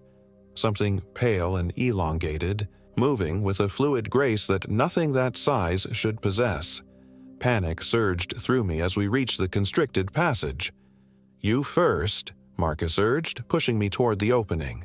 I didn't argue, squeezing into the narrow gap as quickly as I could, fighting against the claustrophobia that threatened to overwhelm me. Behind me, I could hear Marcus and Ethan's rapid breathing, and beyond that, the wet scraping sound growing louder. I emerged into the main chamber, turned, and directed my light back toward the passage, waiting for my friends to follow. Marcus came through next, his face slick with sweat despite the cave's coolness. "Come on, Ethan," he called urgently. We heard a terrible, strangled cry from the passage, followed by the sound of struggling, the scuff of boots against stone, a heavy thud, and then a scream that cut off with sickening abruptness. "Ethan!" I shouted, lunging toward the passage only to be held back by Marcus. "Don't," he said, his voice breaking. "It's too late." "What the hell are you talking about?" I demanded, trying to break free of his grip. "He could be hurt." "He's gone," Marcus said with terrible certainty. "We have to get out now, or we'll be next." From the passage came a sound that froze my blood, the wet tearing of flesh, followed by a grotesque slurping that could only mean one thing. Whatever had Ethan was feeding. A primal terror gripped me then, overriding everything else. Marcus and I turned and ran, our headlamps bouncing wildly, illuminating the cave in chaotic flashes that made the shadows leap and dance around us. We retraced our path through the main chamber, slipping and sliding on the wet cave floor in our haste. Behind us, the horrible sounds continued, but now they were accompanied by movement, the scrape of something heavy pursuing us. We reached the narrow entrance and burst out into the gray daylight, which seemed blindingly bright after the darkness of the cave. But we didn't stop, continuing to run downstream along the path we'd followed to get here. Only when my lungs were burning and my legs trembling did I finally slow, glancing back to see if we were still being pursued. The cave entrance stood dark and silent in the distance. Nothing had followed us out, at least nothing visible. I doubled over, hands on my knees, gasping for breath. Beside me, Marcus did the same. For several minutes, neither of us spoke, our ragged breathing the only sound besides the gentle gurgle of the nearby stream. "What?" I finally managed between gulps of air. "The fuck was that? And what happened to Ethan?" Marcus straightened up, his face haggard with a mixture of exhaustion and what I now recognized as guilt. "I'm sorry," he said, the words tumbling out in a rush. "I'm so sorry. I didn't think it would happen like this. Not in daylight. The stories all said it only hunted at night. What are you talking about? I demanded, anger rising to compete with my fear. What stories? The hollow, he said, running a shaking hand through his sweat-soaked hair. There's something in it, something old. Locals call it the hunger. You knew? I was incredulous. You knew there was danger and you brought us here anyway? It wasn't supposed to be real, Marcus cried. Just local superstition. But then my cousin went missing here last year. Not missing for a few hours, Thomas. Gone. Forever. Search and rescue found nothing. Like he vanished into thin air. I stared at him, horrified understanding dawning. So, you brought us here as what? Bait? An investigation team? No, he protested. I needed to know what happened to him. I thought with 3 of us we'd be safe. The stories said it only took solitary hikers or people who wandered off alone. Well, the stories were wrong, I spat, and now Ethan's dead because of it. Marcus flinched as if I'd struck him. We don't know that for sure, he said weakly. We both heard what happened in there, I said, my voice hard. Don't lie to yourself. A heavy silence fell between us, broken only by the ambient sounds of the forest, which I now realized had returned. Birds called in the distance, and insects hummed in the underbrush. Whatever sphere of unnatural silence had surrounded Devil's Hollow, we had moved beyond it. We need to get back to the trailhead, I said finally, forcing my emotions down and trying to think practically. Contact the authorities about Ethan. Marcus nodded mutely, his shoulders slumped with the weight of what had happened. We gathered ourselves and began walking, keeping a faster pace than comfort would dictate, driven by the desire to put as much distance as possible between ourselves and the cave. Neither of us suggested returning to our previous night's campsite to retrieve the tents and gear we'd left behind. Some things weren't worth going back for. The afternoon wore on as we hiked in silence, each lost in our own thoughts. I kept replaying the events in the cave, trying to make sense of what I'd glimpsed in that final, terrible moment. The image was seared into my memory, an elongated, pale form moving with impossible fluidity, not quite human but wearing the suggestion of humanity like an ill-fitting mask. Evening was approaching when we reached the junction where the main trail split off from the lesser-used path we'd taken. Relief washed over me at the sight of the wider, more traveled route that would lead us back to civilization. Just 6 more miles to the trailhead, I told myself. 6 miles to safety. We paused to rest briefly and drink from our water bladders, the only equipment we'd kept with us in our rush to flee. As I took a long swallow of lukewarm water, I heard Marcus make a strange, choked sound beside me. I looked up to find him staring rigid with horror at something behind me. Slowly, dread a cold knot in my stomach, I turned to follow his gaze. Standing at the trail junction, perfectly still and watching us with unblinking intensity, was Ethan. Except it wasn't Ethan. Not really. Though it wore his face and clothes, everything about the figure was subtly wrong. Its posture was too straight, its stillness too complete. Not even the rise and fall of breathing disturbed its silhouette. And its eyes. Its eyes were black pools that reflected no light, no life, no humanity. "Hello, friends," it said in a voice that was almost Ethan's but distorted, as if the sound were being produced by something that didn't understand how human vocal cords worked. "Why did you leave me behind?" Marcus made a small, broken sound beside me. I couldn't move, couldn't speak, could only stare at the thing wearing our friend's skin. "The passage is narrow, but the way is open," Not Ethan continued, its head tilting at an unnatural angle. "Come back with me. There's so much to show you in the deep places."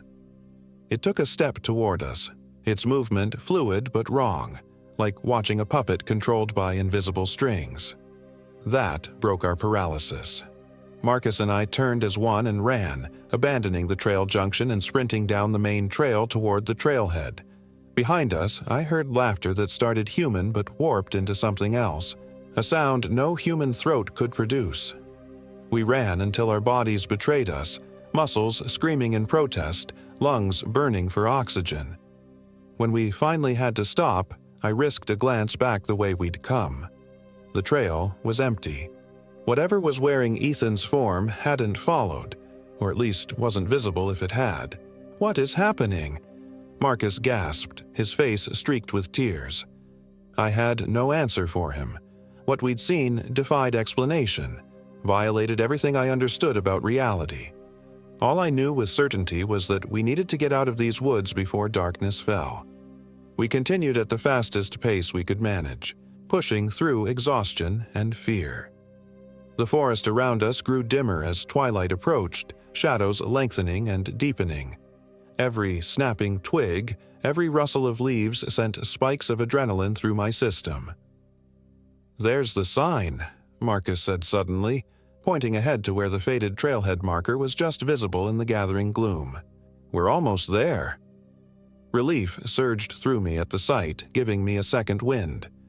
We increased our pace, the truck now visible in the small pull-off where we'd parked what seemed like a lifetime ago. We were perhaps 50 yards from the trailhead when Marcus stopped abruptly, causing me to nearly collide with him from behind. "What's wrong?" I asked, then followed his gaze to the truck. A figure was leaning against the driver's side door. Ethan's figure. But how had it gotten ahead of us? "No," Marcus whispered. "It's not possible." The Ethan thing straightened up as it noticed us, its movement unnaturally smooth. "There you are," it called, its voice carrying clearly through the stillness. "I was worried you'd gotten lost." "Stay back," I warned, though I had no weapon, no means to enforce the command. The thing cocked its head, an expression of hurt crossing features that were becoming less and less like Ethan's by the second. The skin seemed to be stretching, features shifting subtly as we watched. "Don't you recognize your old friend?" it asked, and now the voice was different too, deeper, with a strange resonance that seemed to bypass the ears and vibrate directly in the bones. "You're not Ethan," Marcus said, his voice shaking. "No," the thing agreed, its smile widening beyond what should have been physically possible. "But I ate him. Does that count for anything?" I felt sick, horror and revulsion twisting my stomach. This was a nightmare, but one we couldn't wake from. "What do you want?" I demanded, struggling to keep my voice steady. "Company," the thing said simply. "The hollow gets lonely. It's been so long since anyone stayed." "We're leaving," I said firmly. "Get away from the truck." The thing that was not Ethan considered this, its head tilting at an impossible angle. "I don't think so," it said after a moment. "You came to visit my home. Now I'm visiting yours. That seems fair, doesn't it?" With that, it began to change. The transformation was subtle at first, a stretching of the limbs, a paling of the skin, but accelerated quickly. Ethan's features melted away like wax near a flame, revealing something underneath that bore only a passing resemblance to humanity. Its limbs elongated, joints bending in directions they shouldn't. The skin turned a sickly, translucent white, stretched taut over a frame that had grown to nearly 7 feet tall. And its face, where Ethan's face had been, was now a nightmare visage with 2 wide black eyes and a mouth that split the lower half of its head, filled with needle-like teeth. Marcus screamed beside me, the sound wrenching me from my horrified trance. We turned to run back into the forest, having nowhere else to go. The creature moved with blinding speed, cutting off our escape route. Its movement was liquid grace, belying its gangly appearance. "The narrow places lead to the deep places," it said, its voice now a grating whisper that seemed to come from everywhere and nowhere. "And the deep places are hungry." It lunged for Marcus first, impossibly long arms reaching out to grasp him. I watched in helpless horror as it wrapped those skeletal limbs around my friend and pulled him close in a grotesque parody of an embrace. Marcus struggled, screaming and thrashing, but the creature's strength was inhuman. It bent its head to Marcus's throat and... I didn't see what happened next because I was running, blind panic driving me away from the scene. I crashed through the underbrush, heedless of the branches that whipped at my face and tore at my clothing. All I could think was escape, get away, find help. Behind me, Marcus's screams cut off abruptly. I don't know how long or how far I ran. The forest was fully dark now, and I had no light, having dropped my pack with my headlamp back at the cave. I stumbled frequently, falling hard several times, my hands and knees becoming bloody from impacts with rocks and roots. But fear kept me moving long past the point where exhaustion should have claimed me. Eventually, I burst out onto a gravel road, not the one where we'd parked, but some other Forest Service access road. In the distance, I could see lights, a house or cabin, civilization of some kind. I staggered toward those lights, driven by the desperate hope of safety. As I got closer, I saw it was a small ranger station, a single light burning in the window. I practically fell against the door, pounding on it with the last of my strength. An older man in a Forest Service uniform opened it, his expression changing from irritation to concern as he took in my state. Torn clothing, bleeding cuts, wild eyes. "Good Lord, son," he said, helping me inside. "What happened to you?" I tried to explain, the words tumbling out in a disjointed narrative that I knew made little sense. The hollow, the cave, Ethan, Marcus, the creature, it all poured out of me in a rush. The ranger's face grew increasingly grave as I spoke. When I finally ran out of words, he sat me down and wrapped a blanket around my shoulders. "Devil's Hollow," he said quietly. "You boys went into Devil's Hollow." It wasn't a question, but I nodded anyway. "And your friends, they're still out there?" "They're dead," I said, my voice breaking. "It killed them. It was wearing Ethan's skin. It said it ate him." The ranger's weathered face paled. "The hunger," he muttered almost to himself. Then louder. "I've heard stories my whole career. Never wanted to believe them." "You know what it is?" I asked, desperate for any explanation that might make sense of the horror I'd witnessed. He shook his head slowly. "Not exactly. Local Ozark folklore talks about something that lives in that hollow. The old Cherokee called it Utlunta, some kind of cannibalistic spirit. Early settlers thought it was the devil himself, hence the name." "It's real," I insisted. "Very real, and my friends are dead because of it." The ranger picked up his radio. "I'm calling this in. We'll get a search and rescue team out at first light." "No," I almost shouted, grabbing his arm. "Don't send people in there, especially not at night. It hunts at night." He studied my face for a long moment, then nodded grimly. "We'll wait till morning, but I need to report this." While he made his call, I sat trembling beneath the blanket, the events of the day replaying in an endless loop of horror in my mind. The cave, the bottomless pool, Ethan's scream cut short, the thing wearing his face, Marcus's final moments, each image more terrible than the last. The ranger brought me a cup of hot coffee laced with something stronger. "Drink this," he instructed. "It'll help with the shock." I sipped the burning liquid gratefully, feeling its warmth spread through my chest. "What's your name?" he asked gently. "Thomas," I replied. "Thomas Davis." "I'm Ranger Wilson," he said. "Jim Wilson. Been working these woods for 30 years. Have you ever—" I hesitated, not sure how to phrase my question. "Have you ever encountered anything unusual out there, in the hollow?" Wilson's eyes grew distant. "Once," he admitted after a long pause. "Back in '97, I was doing trail maintenance near that cave system you mentioned. Felt something watching me. Saw movement that wasn't right. Too fluid. Too fast. I left and never went back alone." "But you never saw it clearly?"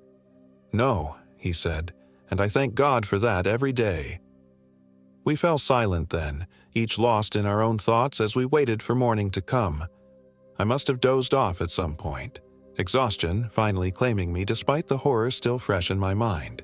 I woke to sunlight streaming through the station windows and the sounds of vehicles arriving outside. Ranger Wilson stood from where he'd been keeping watch and peered out. "County Sheriff's here," he told me, "and search and rescue. We need to tell them what happened." The next few hours passed in a blur of questions, statements, and disbelief. I told my story over and over, to the sheriff, to the search team leader, to a detective who arrived later. Their expressions all followed the same pattern: initial skepticism, growing concern, and finally, uncomfortable uncertainty. No one outright accused me of lying, but I could see the doubt in their eyes. "Look," the sheriff finally said, "we need to go out there and look for your friends. Even if what you saw was something else, we have a duty to try and find them." "You won't find them," I said with hollow certainty. "Not alive." Despite my warnings, they organized a search party. I reluctantly agreed to guide them to the trail junction, but refused to go any further toward the hollow. My body was still weak from the ordeal, my mind fragile, but I knew I had to help them understand what they were up against. We drove to the trailhead in a convoy of official vehicles. My stomach lurched when I saw Marcus's truck still parked where we'd left it. There was no sign of the creature, no sign of struggle, just an empty vehicle waiting for owners who would never return. The search team geared up methodically. Radios, first aid kits, weapons for the officers. They moved with the confident efficiency of professionals who had done this many times before. But they hadn't faced what waited in Devil's Hollow. Nothing in their training could prepare them for that. "We'll split into 2 teams," the search coordinator announced. "Team 1 will follow the main trail to where Mr. Davis says they made camp. Team 2 will investigate the vehicle and immediate area, then follow as backup." I walked with them as far as the trail junction, every step a battle against the urge to turn and run in the opposite direction. When we reached the fork in the path, I stopped. "This is as far as I go," I said firmly. "The hollow is that way." I pointed down the narrower, overgrown trail. "The cave is about 4 miles in. That's where it happened." The team leader nodded. "We understand. Officer Reynolds will escort you back to the ranger station." As I turned to leave with the designated officer, I couldn't help but feel I was abandoning them to a terrible fate. "Be careful," I called after the departing search team, "and be out of there before dark, no matter what." The team leader raised a hand in acknowledgement, but I could tell they didn't truly understand the danger. How could they? I wouldn't have believed it myself if I hadn't seen it with my own eyes. Back at the ranger station, I waited with mounting anxiety as the day wore on. Radio updates came in periodically. The team had reached our abandoned campsite, they had continued toward the cave, they had found the entrance. Each transmission increased my dread. I wanted to grab the radio and scream at them to turn back, but I knew they wouldn't listen. It was mid-afternoon when the first true alarm came through. "Base, this is Team 1, the staticky voice reported. "We found signs of disturbance in the cave. Blood on the rocks, no bodies yet. We're proceeding further in." I exchanged glances with Ranger Wilson, who was monitoring the communications. He looked as worried as I felt. "Tell them to get out," I urged. "Now, before it's too late." Wilson hesitated, then keyed the radio. "Team 1, this is Base. Be advised, Mr. Davis strongly recommends immediate evacuation of the cave system. Please acknowledge." There was a long pause before the reply came. "Acknowledged, Base, but we need to complete our search. We're professionals. We know what we're doing." Another hour passed with sporadic updates. The team had found Ethan's backpack. They'd discovered a narrow passage that showed signs of recent disturbance. They were investigating the chamber with the pool I'd described. Then, abruptly, the radio erupted with shouting. "Movement! We've got movement in the—" The voice cut off in a burst of static. "Team 1, report," Wilson demanded into the radio. "Team 1, do you copy?" No response came except for a strange scratching sound, as if something was dragging across the radio's microphone. Then, faintly, we heard what might have been screams in the distance before the transmission cut off completely. "Jesus Christ," Wilson breathed, his face ashen. He immediately tried to contact Team 2, who reported they were about half a mile from the cave entrance. "Pull back immediately," Wilson ordered. "We've lost contact with Team 1. I repeat, pull back to the trailhead. Do not enter the cave." To their credit, Team 2 obeyed, though not without protest. By the time they returned to the trailhead, twilight was approaching. The sheriff organized a larger armed response for the following morning, but I knew it would be too late for Team 1. The Hollow had claimed more victims, and I doubted they would be the last. That night, as I lay on a cot in the ranger station unable to sleep, my phone, which I'd kept in my pocket throughout the ordeal, buzzed with an incoming text. With trembling hands, I looked at the screen. It was from Marcus's phone. "The narrow places lead to the deep places," the message read, "and we're waiting for you in the dark, Thomas." I dropped the phone as if it had burned me. A scream lodged in my throat. I knew then that the horror wasn't over. It had followed me out of the Hollow. 3 months have passed since the events in Devil's Hollow. The official investigation concluded with a verdict of accidental deaths, despite no bodies ever being recovered. The cave system has been officially closed to the public. Concrete barriers erected at the entrance after 2 more search team members disappeared while investigating. I've moved away from Arkansas, trying to outrun the memories and the nightmares that plague me nightly. But distance provides no real escape. Sometimes my phone will ring with no caller ID, and when I answer, I hear only the sound of dripping water and faint, wet breathing on the line. Emails arrive from accounts that shouldn't exist, containing nothing but coordinates that I know, without checking, would lead me back to the Hollow. Last week, I glimpsed something outside my apartment window, a pale, elongated figure standing perfectly still beneath the streetlight, its head tilted at an impossible angle as it gazed up at me. By the time I gathered the courage to look again, it was gone. But I know it was there. Just as I know it's only a matter of time before it comes for me. The Hollow is patient. The hunger is eternal. And what it claims, it never truly lets go. If you're reading this, heed my warning. Stay away from Devil's Hollow. No matter what you hear about beautiful caves or hidden wonders, no matter who invites you to explore its depths, stay in the light, stay on the marked trails, and never, ever venture into the narrow places that lead to the deep. Because something ancient dwells there in the darkness. Something that wears its victims like ill-fitting suits. Something that remembers you, hungers for you, and has all the time in the world to wait for your return. My name is Thomas Davis, and I am the last one left, but I don't think I will be for much longer.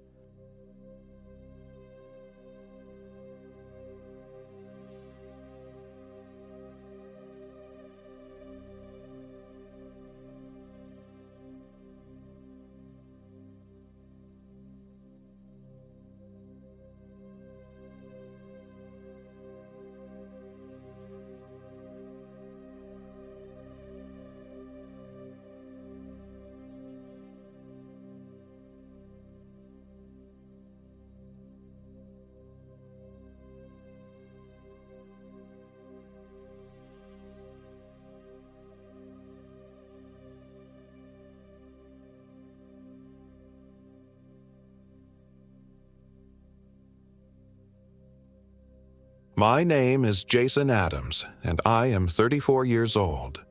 This happened in the summer of 2024, deep in the Ozark Mountains of Arkansas. The rain had been falling for hours, a relentless sheet of water that transformed the forest path into a treacherous slick of mud. I wiped my fogged glasses for the 100th time and squinted at the trail marker, barely visible through the downpour. The wooden sign, weathered and half-rotted, pointed toward something called Hollow Creek Trail. According to my now soggy map of the Buffalo National River area, this would lead us to a suitable campsite before nightfall. "Are you sure this is the right way?" Megan asked, huddling under her rain jacket. Her normally buoyant personality had been dampened by the weather, along with everything else we owned. "Has to be," I replied, trying to sound confident despite the gnawing uncertainty in my gut.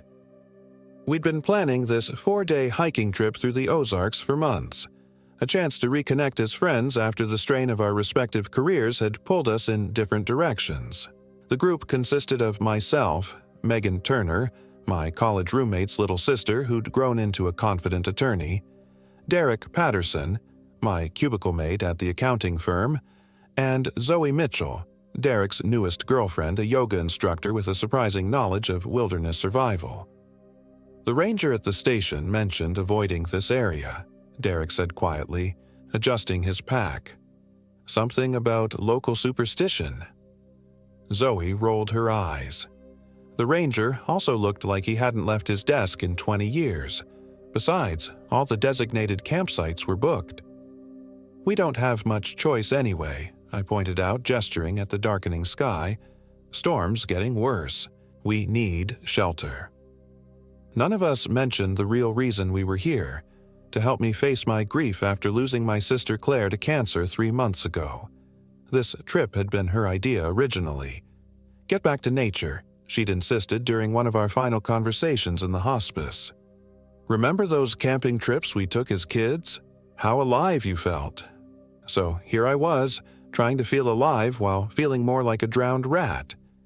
We turned onto Hollow Creek Trail, and I immediately sensed something different about this path. The trees grew closer together, their branches forming a canopy that the rain couldn't fully penetrate. The relative dryness was welcome, but there was something oppressive about the sudden quiet, as if the forest itself was holding its breath. "Listen," Zoe whispered. "The birds stopped." She was right. The constant background chorus of birdsong that had accompanied us all day had fallen silent. Even the rain seemed muted here, the drops hitting the leaves above with a strange, hollow sound. "It's just the storm," Derek said, but his voice lacked conviction. The trail descended into a ravine, following alongside what must have been Hollow Creek, though it was now a raging torrent of muddy water. As we walked, I noticed strange formations in the rocky cliffside, openings that looked almost like doorways carved into the stone. "Are those caves?" Megan asked, pointing. "More like rock shelters," Zoe answered. "The Ozarks are full of them. Native Americans used them for thousands of years. Looks like we're not the first people seeking shelter here," I said, attempting to lighten the mood. Nobody laughed. The trail took a sharp turn, and suddenly we were facing what appeared to be an abandoned homestead. A small cabin, its wooden walls gray with age, sat in a clearing beside the creek. What struck me as odd was the condition.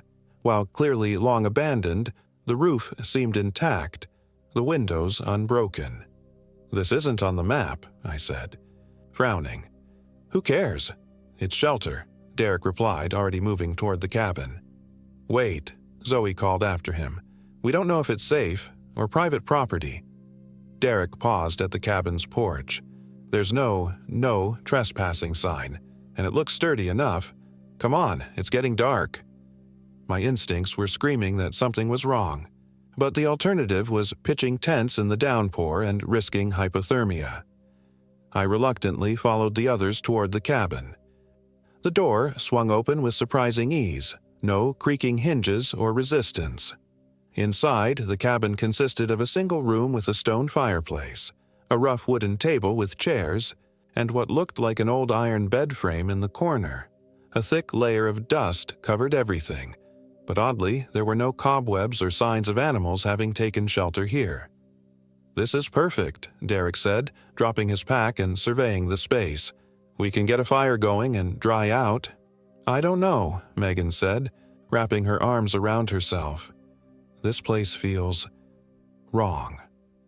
I silently agreed with her. The cabin felt too preserved, too ready for inhabitants, as if it had been waiting for someone to return. "Look, there's even firewood." Derek pointed to a neat stack beside the hearth. "That's weird," I said. "Who maintains a woodpile in an abandoned cabin?" Derek shrugged. "Maybe hikers. Pay it forward kind of thing." Zoe had moved to examine some items on the mantelpiece, a few yellowed photographs in frames and what appeared to be a carved wooden figure. "Guys," she said softly, "look at this." We gathered around. The figure was roughly 6 inches tall, carved from dark wood that had an oily sheen to it. It depicted a gaunt, elongated human form with spindly limbs and an oversized head. Deep grooves had been cut where the eyes should be. "It's just folk art," Derek said dismissively. "No," Zoe replied, her voice tense. "This is a hollow walker figure. My grandmother used to tell stories about them. Spirits that live in the caves and hollows around here. They're supposed to take people who wander into their territory." "Seriously? You believe that?" Derek scoffed. "I don't have to believe it to respect it," Zoe snapped back. "People around here take these legends seriously." "Well, I'm more concerned about getting warm and dry than offending some imaginary forest spirit," Derek said, already kneeling at the fireplace and arranging kindling. I moved to the photographs on the mantel.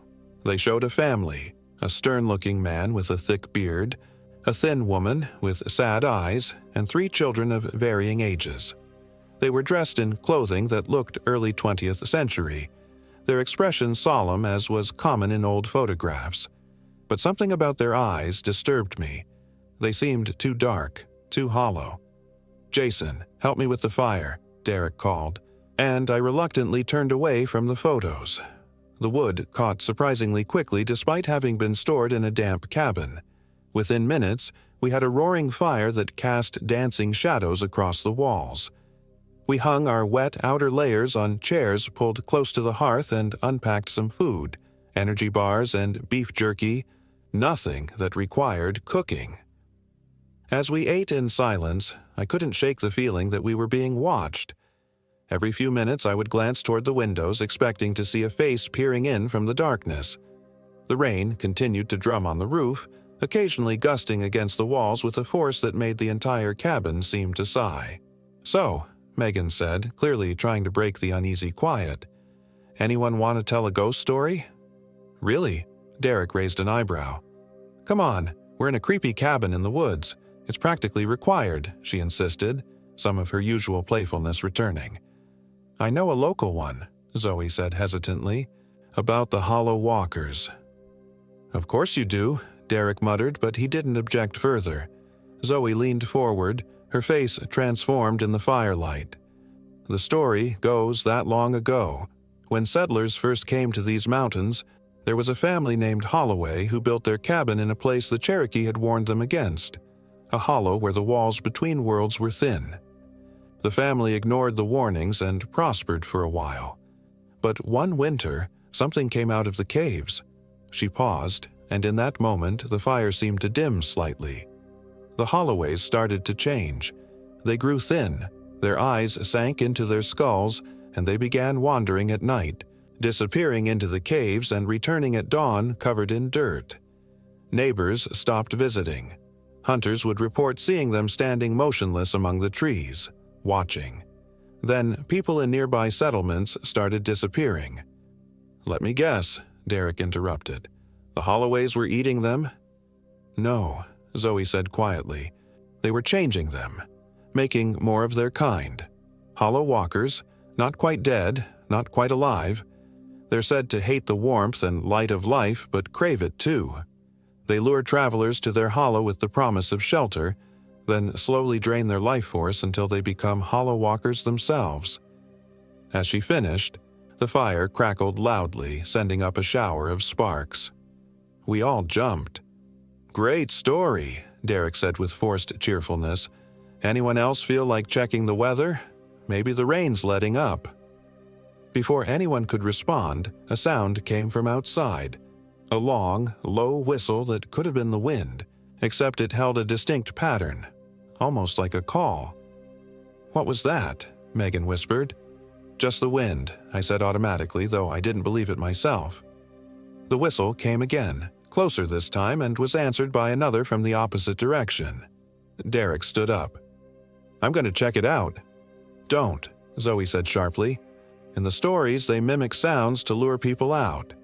"It's just the wind in the trees," Derek insisted, moving toward the door. "Or maybe other hikers." "If it's hikers, they'll come to the cabin when they see the light," I pointed out. "No need to go out in the dark." Derek hesitated, then nodded and returned to his seat by the fire. "You're right, that would be stupid." We fell into an uneasy silence, all of us straining to hear above the rain. The whistling didn't come again, but something else began. A soft, rhythmic tapping on the roof, too regular to be rainfall. "Maybe it's branches," Megan suggested, her voice tight with fear. "There aren't any trees overhanging the cabin," Zoe whispered. The tapping continued, moving slowly across the roof from one end to the other. Then it stopped directly above where we sat. A moment of silence followed, so complete I could hear my own heartbeat. Then a new sound, scratching at the door, like fingernails dragging across wood. Derek jumped up. "Okay, that's enough. This is ridiculous." He stormed to the door and flung it open before any of us could stop him. Outside was nothing but darkness and rain. Derek stood in the doorway, peering into the night. "See? Nothing there. You've all got yourselves worked up over—" He never finished the sentence. Something reached out of the darkness, a pale, elongated arm with too many joints, and wrapped around Derek's neck. He didn't even have time to scream before he was yanked into the night, the door slamming shut behind him. For a heartbeat, we sat frozen in shock. Then Megan screamed, a high, piercing sound that broke the spell. I lunged for the door, but Zoe grabbed my arm. "Don't," she hissed. "That's what they want. We can't just leave him out there," I shouted, wrenching free and grabbing the door handle. It wouldn't turn, somehow locked from the outside. A thump against the window made us all turn. Derek's face pressed against the glass, his features illuminated by the firelight. But something was wrong. His eyes were sunken, black holes in his face, and his skin had a waxy gray pallor. His mouth opened in what might have been a smile or grimace, revealing teeth that seemed too numerous, too sharp. "Oh my God," Megan whispered, backing away from the window.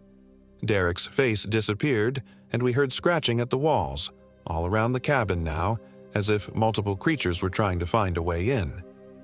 "The fire," Zoe said suddenly. "We need to keep it burning. They hate light and heat." I nodded, moving to add more wood to the flames. "What do we do? We're trapped in here." "We wait for dawn," Zoe replied. "The stories say they retreat to their caves when the sun rises." "That's hours away," Megan said, her voice cracking. "And what about Derek?" None of us answered that question. Deep down, I think we all knew Derek was already gone. At least, the Derek we knew. The scratching intensified, accompanied now by a low, moaning sound that might have been the wind, but wasn't. The wooden walls of the cabin suddenly seemed very thin, very fragile barriers against whatever was outside. I moved to check the windows, making sure they were securely latched. As I approached the one facing the creek, I saw something that made my blood run cold. Multiple figures stood at the edge of the clearing, barely visible in the darkness. They were unnaturally tall and thin, their limbs too long, their heads misshapen, and they were watching the cabin, perfectly still except for a strange swaying motion, like reeds in a current. "Guys," I whispered, "don't panic, but we've got company." Zoe and Megan joined me at the window. Megan stifled a scream, and Zoe's face went pale. "There are more of them than I thought," Zoe whispered. As we watched, one of the figures detached from the group and moved forward. Its gait was wrong, jerky and fluid at the same time, like a puppet with too many joints. It approached until it stood in a patch of light from the window, and with horror I recognized Derek's jacket and build, though the face was a twisted parody of his. The thing that had been Derek raised one elongated hand and pressed it against the glass, leaving a smeared handprint that seemed to steam in the cold. "We need weapons," I said, trying to keep my voice steady. "Anything we can use to defend ourselves." We searched the cabin frantically, finding an old iron poker by the fireplace, a heavy cast-iron skillet hanging on the wall, and a hunting knife I had packed in my gear. Not much against whatever was outside, but better than nothing. The scratching at the walls grew more insistent, and now we could hear a wet, sliding sound, as if something was dragging itself around the perimeter of the cabin. The fire flickered, though there was no draft we could feel. "The woodpile is getting low," Megan observed, her voice tight with fear. She was right. At the rate we were burning, we'd run out long before dawn. Already the flames were noticeably smaller than when we'd started. Maybe we could burn the furniture, I suggested, eyeing the wooden chairs. Look, Zoe said suddenly, pointing to the floor near the walls. A dark liquid was seeping in through the cracks between the floorboards. Not rainwater, but something thicker, with an oily sheen that reflected the firelight. Don't touch it, Zoe warned as Megan stepped back from the encroaching fluid. The liquid continued to spread across the floor, moving with unnatural purpose toward the fireplace. Where it touched the wood of the floor, a fine gray mist seemed to rise, carrying with it the smell of decay. It's trying to put out the fire, I realized aloud. Acting quickly, I grabbed the table and overturned it, creating a barrier between the spreading liquid and the hearth. The thick oak top seemed to slow the advance, but the fluid simply began to flow around it. "This isn't going to work," Megan said, panic rising in her voice. "We need to get out of here." "And go where?" Zoe snapped. "You saw what's waiting outside." The liquid had nearly reached the fireplace when a new sound cut through the night, a high, keening wail that seemed to come from everywhere and nowhere at once. The fluid stopped moving, then began to recede, flowing back through the cracks in the floor as if being sucked away. "What's happening?" I whispered. "I don't know," Zoe replied, "but I don't think it's good." The wailing grew louder, and with it came a vibration that we could feel through the floorboards. The cabin itself seemed to tremble. Outside, the figures that had been watching us turned as one to face the direction of the creek. Something was coming, something that even the hollow walkers feared. The door, which had been firmly locked moments before, now swung open with a force that sent it crashing against the wall. Cold air and rain gusted in, along with a smell so foul it made my eyes water. The stench of stagnant water and rotting vegetation and something else, something ancient and wrong. Framed in the doorway was a shape that my mind struggled to process. It was vaguely humanoid but hunched and twisted, its proportions all wrong. It seemed to be composed of mud and roots and moss, with lengths of pale, bloated material that I realized with horror looked like waterlogged human skin woven throughout its mass. Where its face should have been was a dark hollow filled with what looked like glowing fungi. "Keeper," Zoe whispered, her voice filled with awe and terror. The Hollow Keeper. The creature filled the doorway, dripping mud and fetid water onto the threshold. It raised what might have been an arm, pointing directly at me with a finger that ended in a sharp wooden spike. "You," it said, though the word came not from the thing itself but seemed to echo from the walls of the cabin. "You carry her within you." I was too terrified to speak, to even breathe. My mind raced, trying to understand what it meant. "Your sister," the thing continued, its voice like wet leaves decomposing. "She walks between, neither here nor there. She sent you to us." Claire. It was talking about Claire, but how could it know about her? "No," I managed to say, my voice a strangled whisper. "She wouldn't. She loved me." The creature made a sound that might have been laughter, a wet, bubbling noise. "Love. Yes," she bargained. "Her place among us for your life force, to sustain her, to keep her from the final darkness." The revelation hit me like a physical blow. Claire had sent me here, knowing what waited. Had her final weeks been a lie? Had something already taken her before her body died? The creature took a shambling step into the cabin, and the fire dimmed further as if shrinking away from its presence. "She waits for you," it said, "in the hollow." Behind it, I could see more figures gathering, the tall, thin shapes of the hollow walkers, and among them, one that moved differently, with a familiar grace despite its distorted limbs. "Claire," I called out, a desperate part of me hoping and fearing at the same time. The figure pushed forward, and in the dim light I could make out features that had once belonged to my sister. Her oval face, her wavy hair, though now transformed into something ghastly. Her eyes sunken dark pits, her skin gray and stretched too tight across her bones. "Jason," she whispered, her voice eerily similar to how I remembered it, though with an underlying rasp like dead leaves scraping against stone. I've missed you so much." She extended her arms, which seemed too long, the joints bending at unnatural angles. "Join me. It doesn't hurt, I promise, and we'll be together forever. Isn't that what you wanted? What you promised when I was dying?" I had promised that, sitting beside her hospital bed, holding her skeletal hand, willing to say anything to ease her passing. "Always and forever, sis. Nothing will separate us." Tears streamed down my face as I backed away. "Not like this, Claire. This isn't you." "But it is," she insisted, her voice taking on a desperate edge. "This is what's left. This is what I could save of myself. And now I need you to save me the rest of the way." She took another step forward and the firelight caught her face fully. What I saw made me recoil. Beneath the surface resemblance to my sister was something ancient and hungry, wearing her memories and face like a mask that didn't quite fit. "No," I said, firmer now. "My sister's gone. Whatever you are, you're not her." The thing wearing Claire's face contorted in rage, the pretense of humanity slipping away. "Then you'll join us anyway," it hissed, lunging forward with impossible speed. I raised the fireplace poker just in time, and the creature impaled itself on the iron. It shrieked, a sound so high and piercing that the windows of the cabin rattled. Black ichor oozed from the wound, steaming where it touched the iron. "Iron!" Zoe shouted, grabbing the cast-iron skillet. "They're vulnerable to iron!" The Hollowkeeper roared, a sound that seemed to shake the very foundation of the cabin. It surged forward, tendrils of mud and root extending toward us like grasping fingers. Megan, who had been frozen in terror until now, suddenly sprang into action.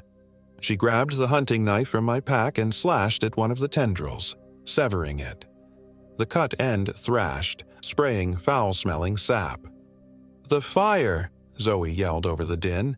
"We need to use the fire." Understanding immediately, I yanked a burning log from the fireplace, ignoring the searing pain in my hand. I thrust it toward the Hollowkeeper, which recoiled with a hiss like steam escaping. Zoe followed my lead, grabbing another flaming brand. Together, we advanced on the creature, forcing it back toward the door. The Hollow Walkers outside scattered, retreating from the light and heat. "Keep going," I shouted. "Drive them back." We pressed our advantage, stepping outside despite the rain, which had mercifully lightened to a drizzle.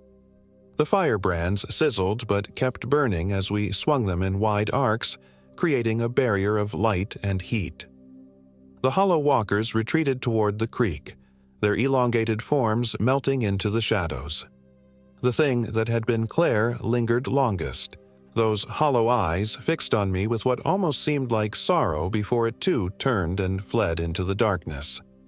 Only the Hollowkeeper remained, standing at the edge of the clearing, its amorphous form shifting and bubbling with what might have been anger. "This is not over," it said, the words emanating from the earth itself. "The Hollows remember, and we will wait."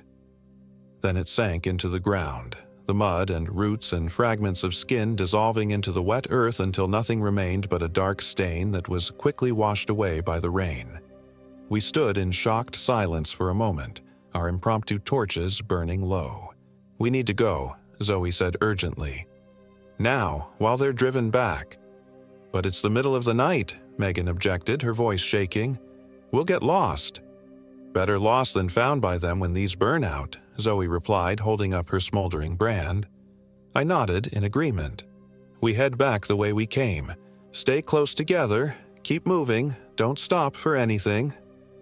"What about Derek?" Megan asked quietly.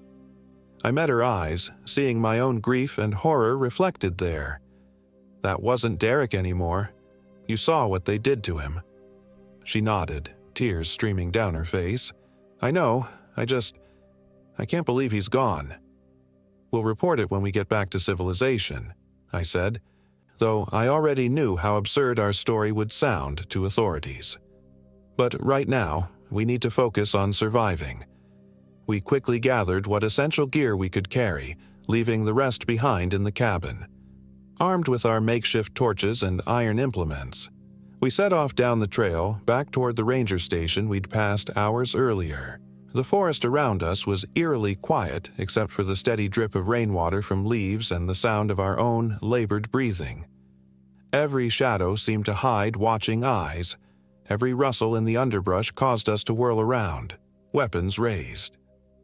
Several times we heard the whistling calls in the distance, sometimes seeming to come from ahead of us, sometimes from behind.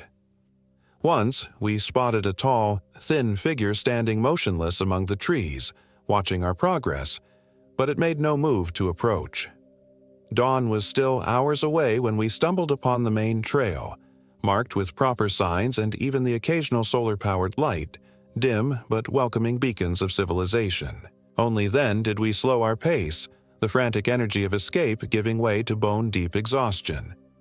We reached the ranger station just as the eastern sky was beginning to lighten.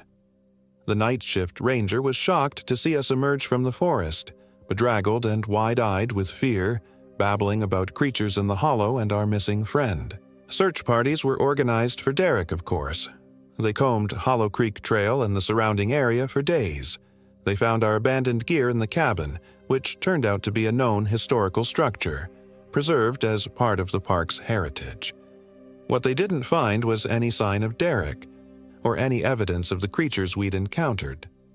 The official report listed Derek as missing, presumed drowned in the flash flood that had swelled Hollow Creek that night. Perhaps that's all it was, a tragedy born of bad weather and poor decisions. Part of me wishes I could believe that. But I know what I saw. I know what we all saw. And sometimes, in my dreams, I see Claire standing at the foot of my bed, her arms too long, her eyes too hollow, whispering that she's still waiting for me in the depths of the Arkansas hollows. I've never gone hiking again. I avoid forests altogether now. But the worst part is the knowledge that whatever lives in those hollows is patient. As the Hollow Keeper said, they remember and they will wait.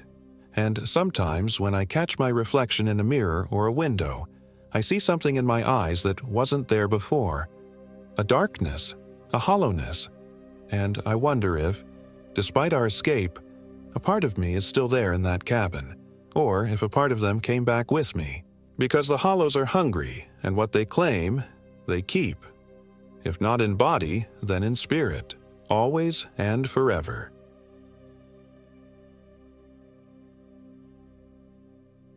My name is Robert Johnson, and I am 34 years old. This happened in the Ozark National Forest in Arkansas last summer, when what was supposed to be a peaceful hiking trip with friends became the most horrifying experience of my life. The four of us had been planning the trip for months. Me, Lucas, my best friend since college, Melissa Scott, his girlfriend of 2 years, and Daniel, my roommate who I'd convinced to join us despite his reluctance to spend time outdoors. We needed the escape. Lucas and I both worked at the same accounting firm in Little Rock, and the stress of tax season had left us mentally drained.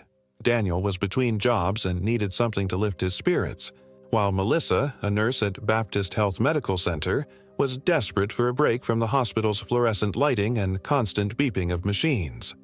We chose the Devil's Den State Park area, with plans to venture deeper into the more isolated parts of the Ozarks.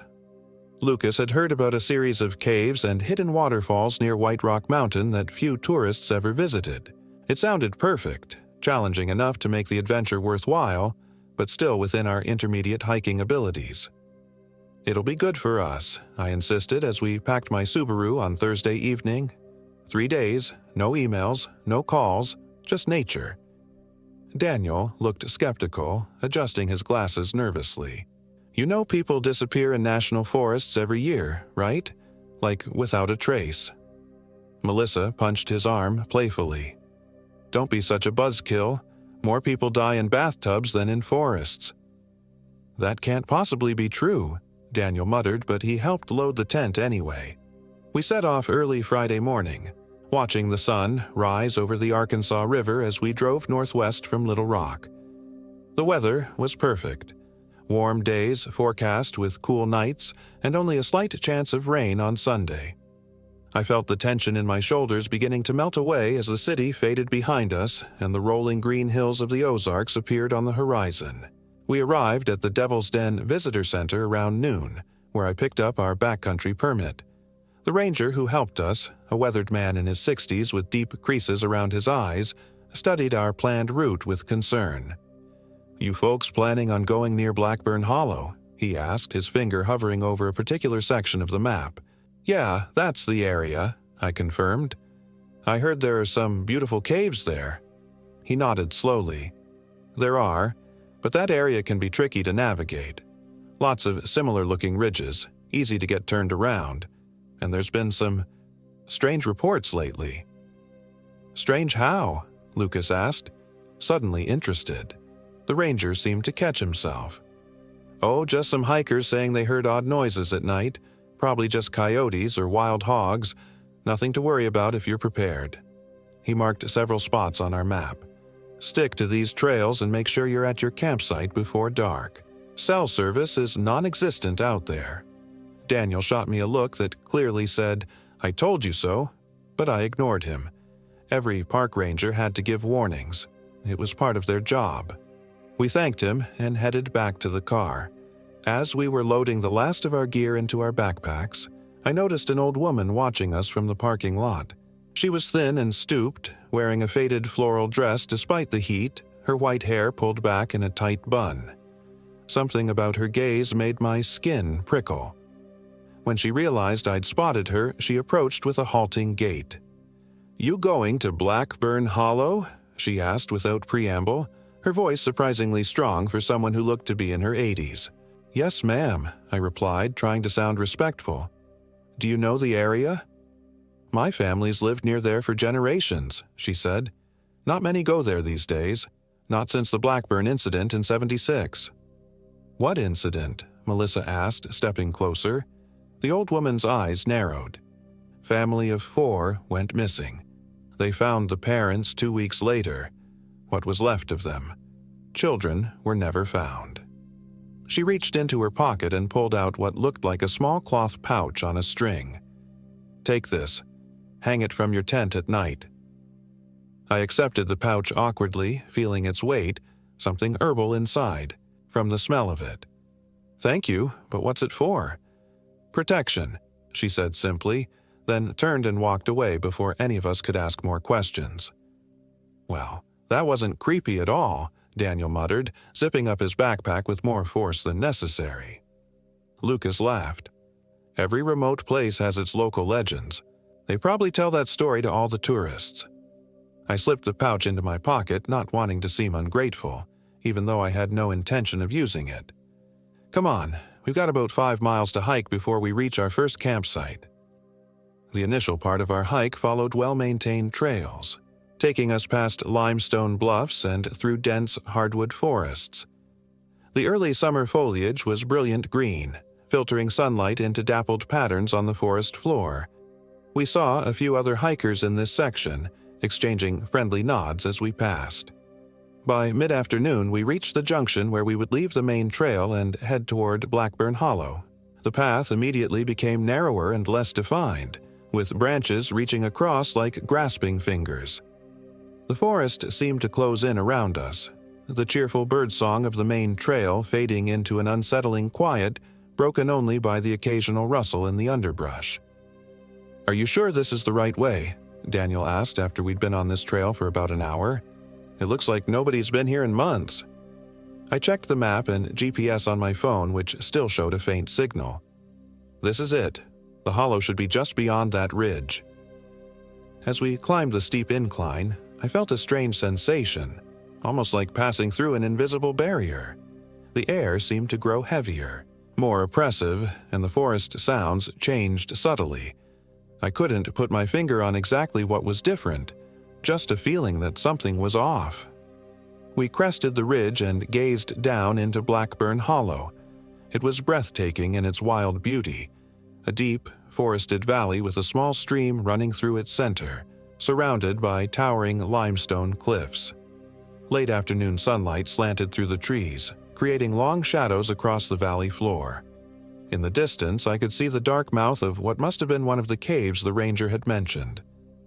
"It's gorgeous," Melissa breathed, her earlier enthusiasm returning. We made our way down into the hollow, finding a small clearing near the stream to set up camp. The ground was surprisingly soft, covered with a thick layer of fallen leaves that must have accumulated over many seasons.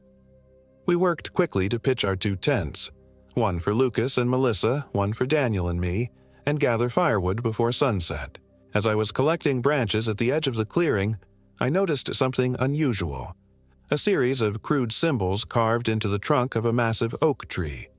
They appeared old, the edges of the cuts weathered and partly grown over, but still clearly visible. They didn't look like standard trail markers or initials left by hikers. These were intricate patterns, vaguely reminiscent of letters, but in no alphabet I recognized. "Hey, guys," I called.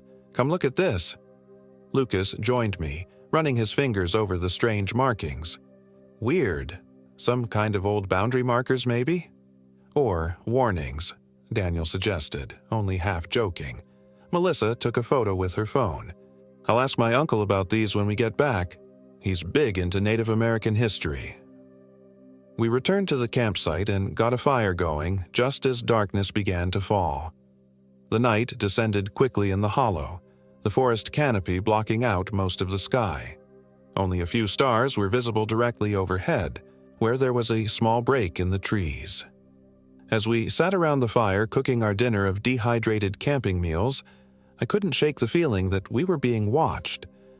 Several times I caught myself staring into the darkness beyond our little circle of light, certain I'd seen movement or the reflection of eyes, only to find nothing when I looked more carefully.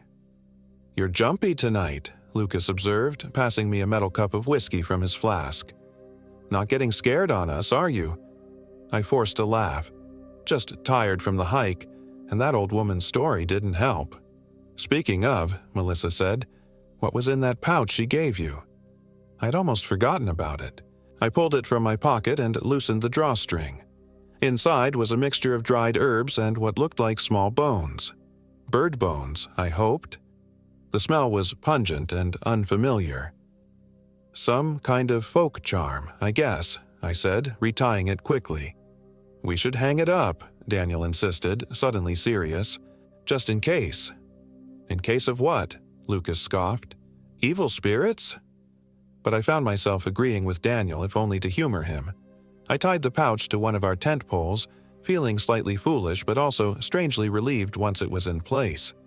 We stayed up for another hour, talking quietly and passing the flask around, before eventually turning in for the night. Daniel fell asleep almost immediately, his soft snores filling our tent, but I lay awake, listening to the sounds of the forest.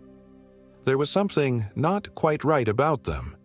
The typical night chorus of insects and frogs seemed muted, interrupted by long stretches of unnatural silence, and occasionally there would be a sound I couldn't identify, something between a whisper and a sigh, coming from everywhere and nowhere at once.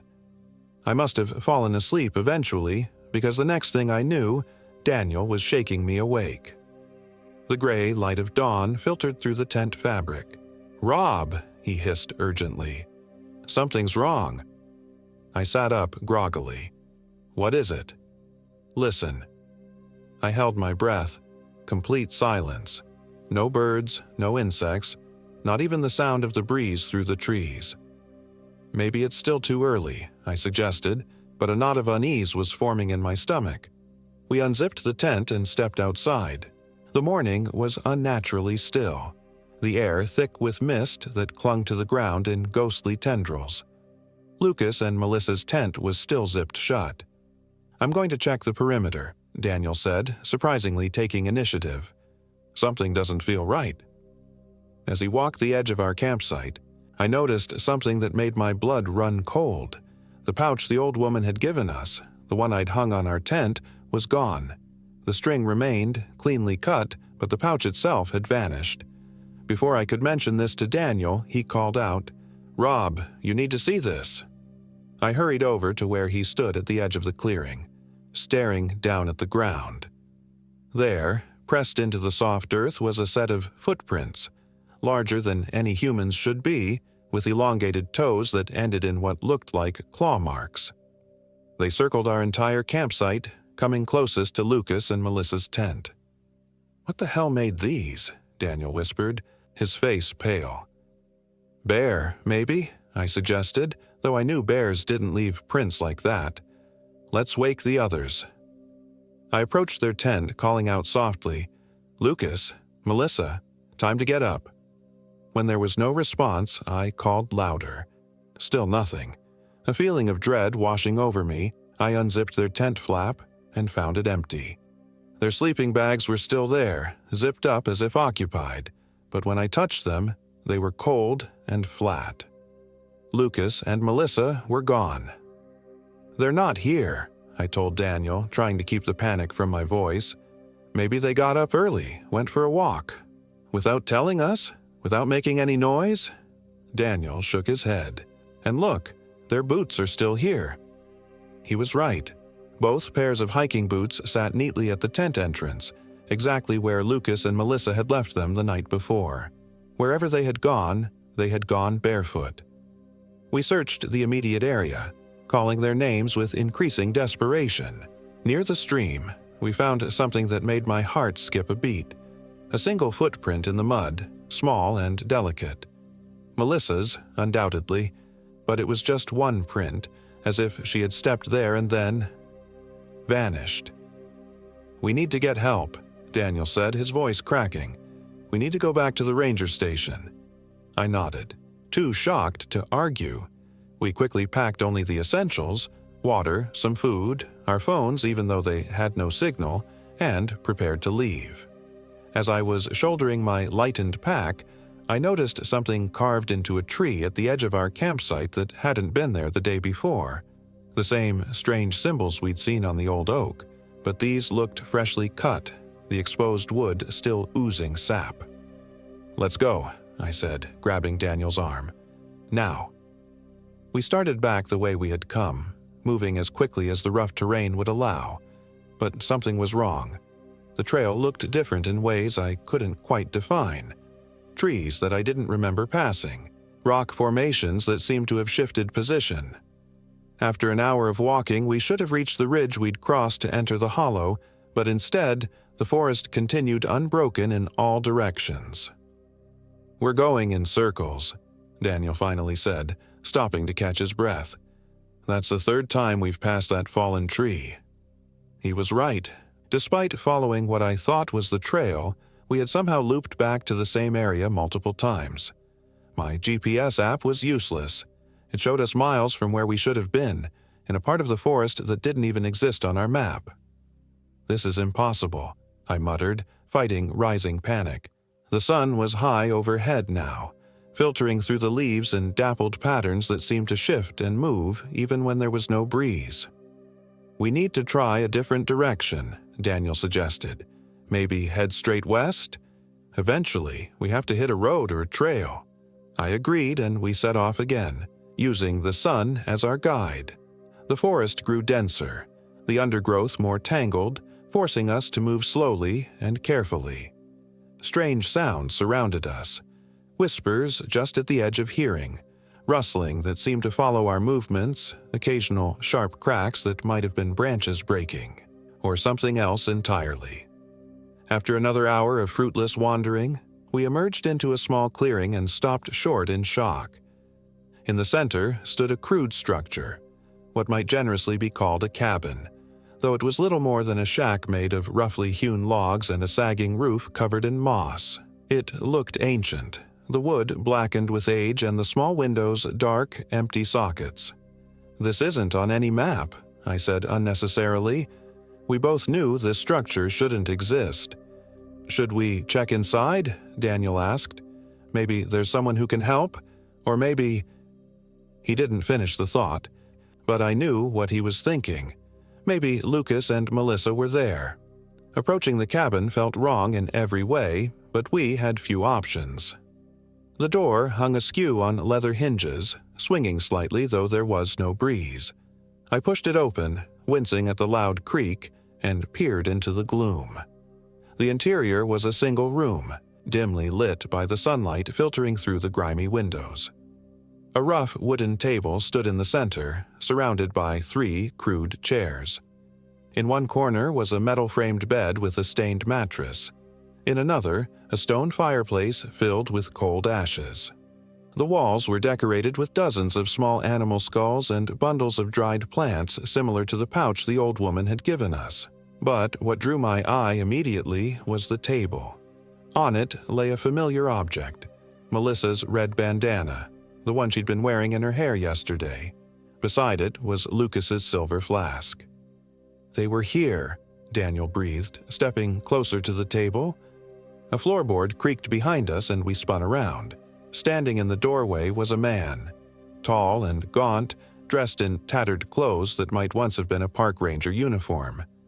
His skin was deathly pale, stretched tight over prominent bones, and his eyes were wrong somehow, the pupils too large, consuming almost the entire iris.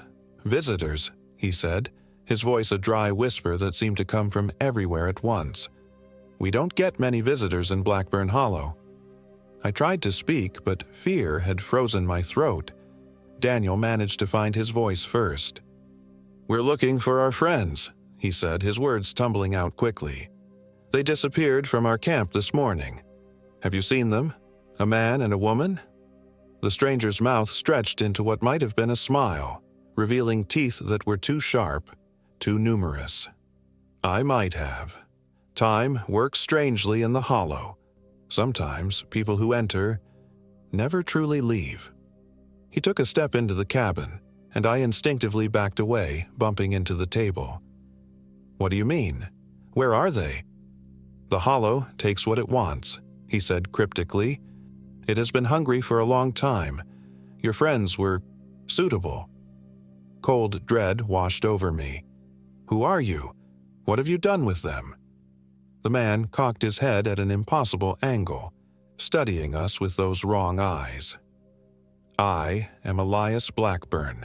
This hollow bears my name because my family discovered its unique properties. We have served it for generations." Daniel grabbed my arm, his fingers digging in painfully. "We need to go. Now." But Elias moved with unnatural speed, blocking the doorway. No one leaves without the hollow's permission. And it's still hungry. In that moment, I noticed something I had overlooked. A trap door in the floor, partly concealed by a ragged rug. It was secured with a heavy padlock, but something was leaking around its edges. A dark, viscous liquid that I refused to identify. Daniel saw it too. Without warning, he lunged forward, shoving Elias with all his might. The man was surprisingly light, staggering backward through the doorway. We seized the opportunity, bolting past him into the clearing. "Run!" I shouted, though Daniel needed no encouragement. We sprinted into the forest, crashing through undergrowth, heedless of the branches whipping our faces and the thorns tearing at our clothes. Behind us came an inhuman howl of rage that rose in pitch until it became a chorus of voices. Men, women, children, all screaming in unison. The forest seemed to come alive around us, branches reaching down to grab at our clothes, roots rising up to trip our feet. We ran blindly, with no direction or purpose except to put distance between ourselves and that nightmare cabin. The light began to fail, though it couldn't have been later than mid-afternoon. Soon we were stumbling through a premature twilight, the forest closing in around us. "I can't. Keep going," Daniel gasped, his pace faltering. I grabbed his arm, half dragging him along. "We have to," I insisted, "just a little further." But the truth was, I had no idea where we were going, or if we were making any progress at all. The forest had become a labyrinth, each path looking the same as the last, each tree an identical sentinel watching our desperate flight. As darkness fell completely, we found ourselves in another small clearing. In the center stood a familiar oak tree, its trunk marked with those strange symbols. With a sinking feeling, I realized we had somehow circled back to our original campsite. The tents were still there, looking undisturbed. The remnants of our fire had been reduced to cold ashes. It was as if we had never left. "This is impossible," Daniel moaned, sinking to his knees. "We've been running for hours. We can't be back here." I said nothing, staring at the tents. A terrible suspicion was forming in my mind. I approached Lucas and Melissa's tent and unzipped it slowly. Empty, just as we had left it. But when I turned back to Daniel, he was no longer alone. Melissa stood beside him, her hand resting on his shoulder. But it wasn't really Melissa. Not anymore. Her skin had the same deathly pallor as Elias Blackburn's, her eyes the same consuming darkness. She smiled at me, revealing teeth that had been filed to points. "You came back," she said, her voice a discordant harmony of multiple tones speaking at once. "We knew you would." Daniel, still on his knees, looked up at her in confusion. "Melissa? What happened to you?" Her hand tightened on his shoulder, fingers elongating into claws that sank into his flesh. Daniel screamed, trying to pull away, but she held him with inhuman strength. "The hollow happened," she said simply. "And now it's happening to you." I stood frozen in horror as Lucas emerged from the shadows behind her. He too had changed. His familiar features twisted into something monstrous. In his hands, he held the small pouch the old woman had given us, now stained dark with what could only be blood. "The old witch tried to protect you," he said, his voice just as wrong as Melissa's. "She's been trying to warn hikers away for years, but the hollow always gets what it wants." I backed away, my mind racing. I needed a weapon, a plan, anything, but there was nowhere to run, no way to fight whatever these things were that wore my friends' faces. "Don't worry, Rob," Melissa said, her head tilting at that same impossible angle Elias had demonstrated. "It doesn't hurt, not for long, and afterward, you become part of something greater, part of the hollow." Daniel was crying now, still struggling weakly against Melissa's grip.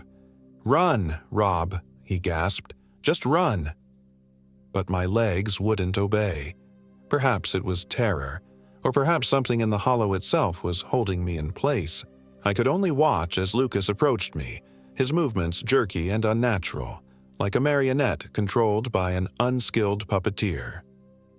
"The Blackburns discovered the hollow in 1843, he said conversationally, as if we were still sitting around the campfire sharing stories. "They made a pact with what lived here. They fed it, and in return, it gave them gifts. The ability to never die, never age. But the price was high. The hollow's hunger is never satisfied." He reached out, his fingers inches from my face. I could smell decay on his breath as he leaned closer.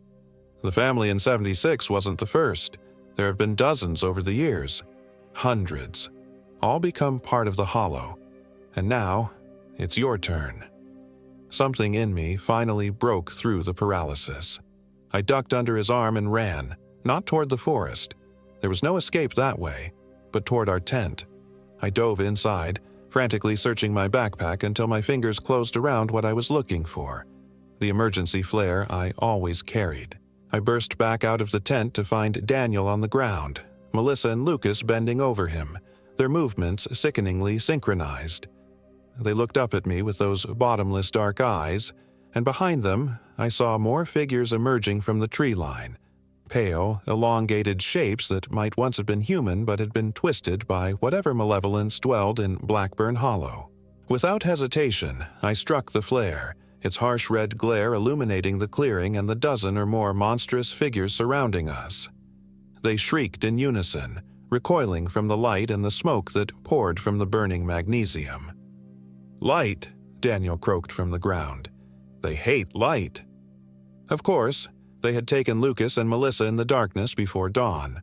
They had chased us until twilight fell. They were creatures of shadow and night. I grabbed a branch from our firewood pile and thrust it into the flare's flame. It caught immediately, giving me a makeshift torch. Waving it before me, I advanced on the creatures that had been my friends. "Back," I commanded, surprised by the steadiness in my voice. "Get back!" They retreated, hissing and spitting, their forms seeming to waver and distort in the firelight. I reached Daniel and helped him to his feet, his shoulder bleeding where Melissa's claws had sunk in. "We need to make a run for it," I told him. "When I say go, head straight for that gap between the trees. Don't stop, don't look back." He nodded weakly, leaning heavily against me. The creatures were regrouping, their initial shock at the flare wearing off.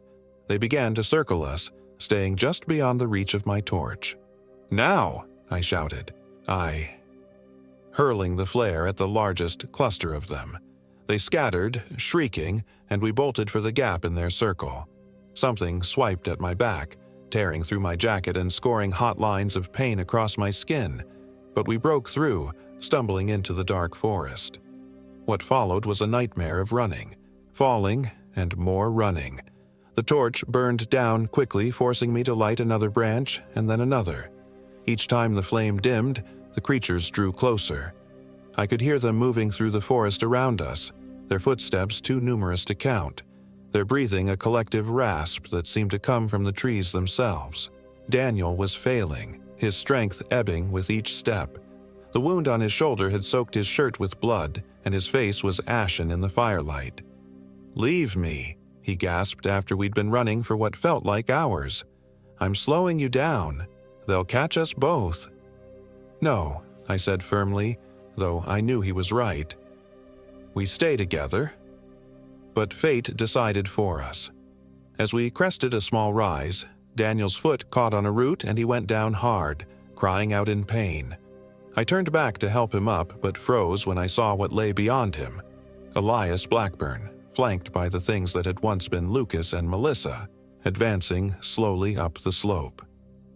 "The hollow grows impatient," Elias called, his voice carrying unnaturally through the still air. "It has waited long enough." Daniel looked up at me, his eyes clear despite the pain. "Go," he said. "Get help. Someone has to know what happened here." I hesitated, torn between friendship and survival. But the decision was made for me when Daniel pulled out his pocket knife and slashed it across his own forearm. Blood welled immediately, the scent of it causing an almost palpable ripple of excitement through the advancing creatures. They surged forward, drawn by the blood, temporarily forgetting about me. "Run!" Daniel screamed as the first of them reached him. I ran. God help me, I ran as my friend's screams echoed through the forest behind me. I ran until my lungs burned and my legs gave out, and then I crawled. The torch sputtered and died, leaving me in darkness, but somehow the creatures did not follow. Perhaps Daniel's sacrifice had sated their hunger, at least temporarily.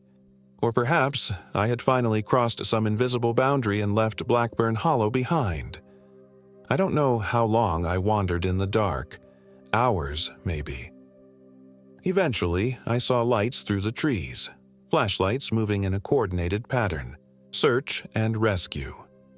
Our failure to check in at the ranger station as planned had triggered a search. They found me collapsed on the forest floor, delirious from exhaustion and blood loss from the wounds on my back. They told me later that I was babbling about monsters and hollows and hunger, but they attributed it to trauma and exposure. The official report listed Lucas, Melissa, and Daniel as missing hikers, presumed dead from a fall or wildlife attack. I tried to tell them about Blackburn Hollow, about the cabin and Elias and what had happened to my friends. They searched the area where I was found, but discovered no cabin, no clearing with an oak tree, nothing that matched my desperate descriptions. According to their maps and GPS, there was no place called Blackburn Hollow in the Ozark National Forest.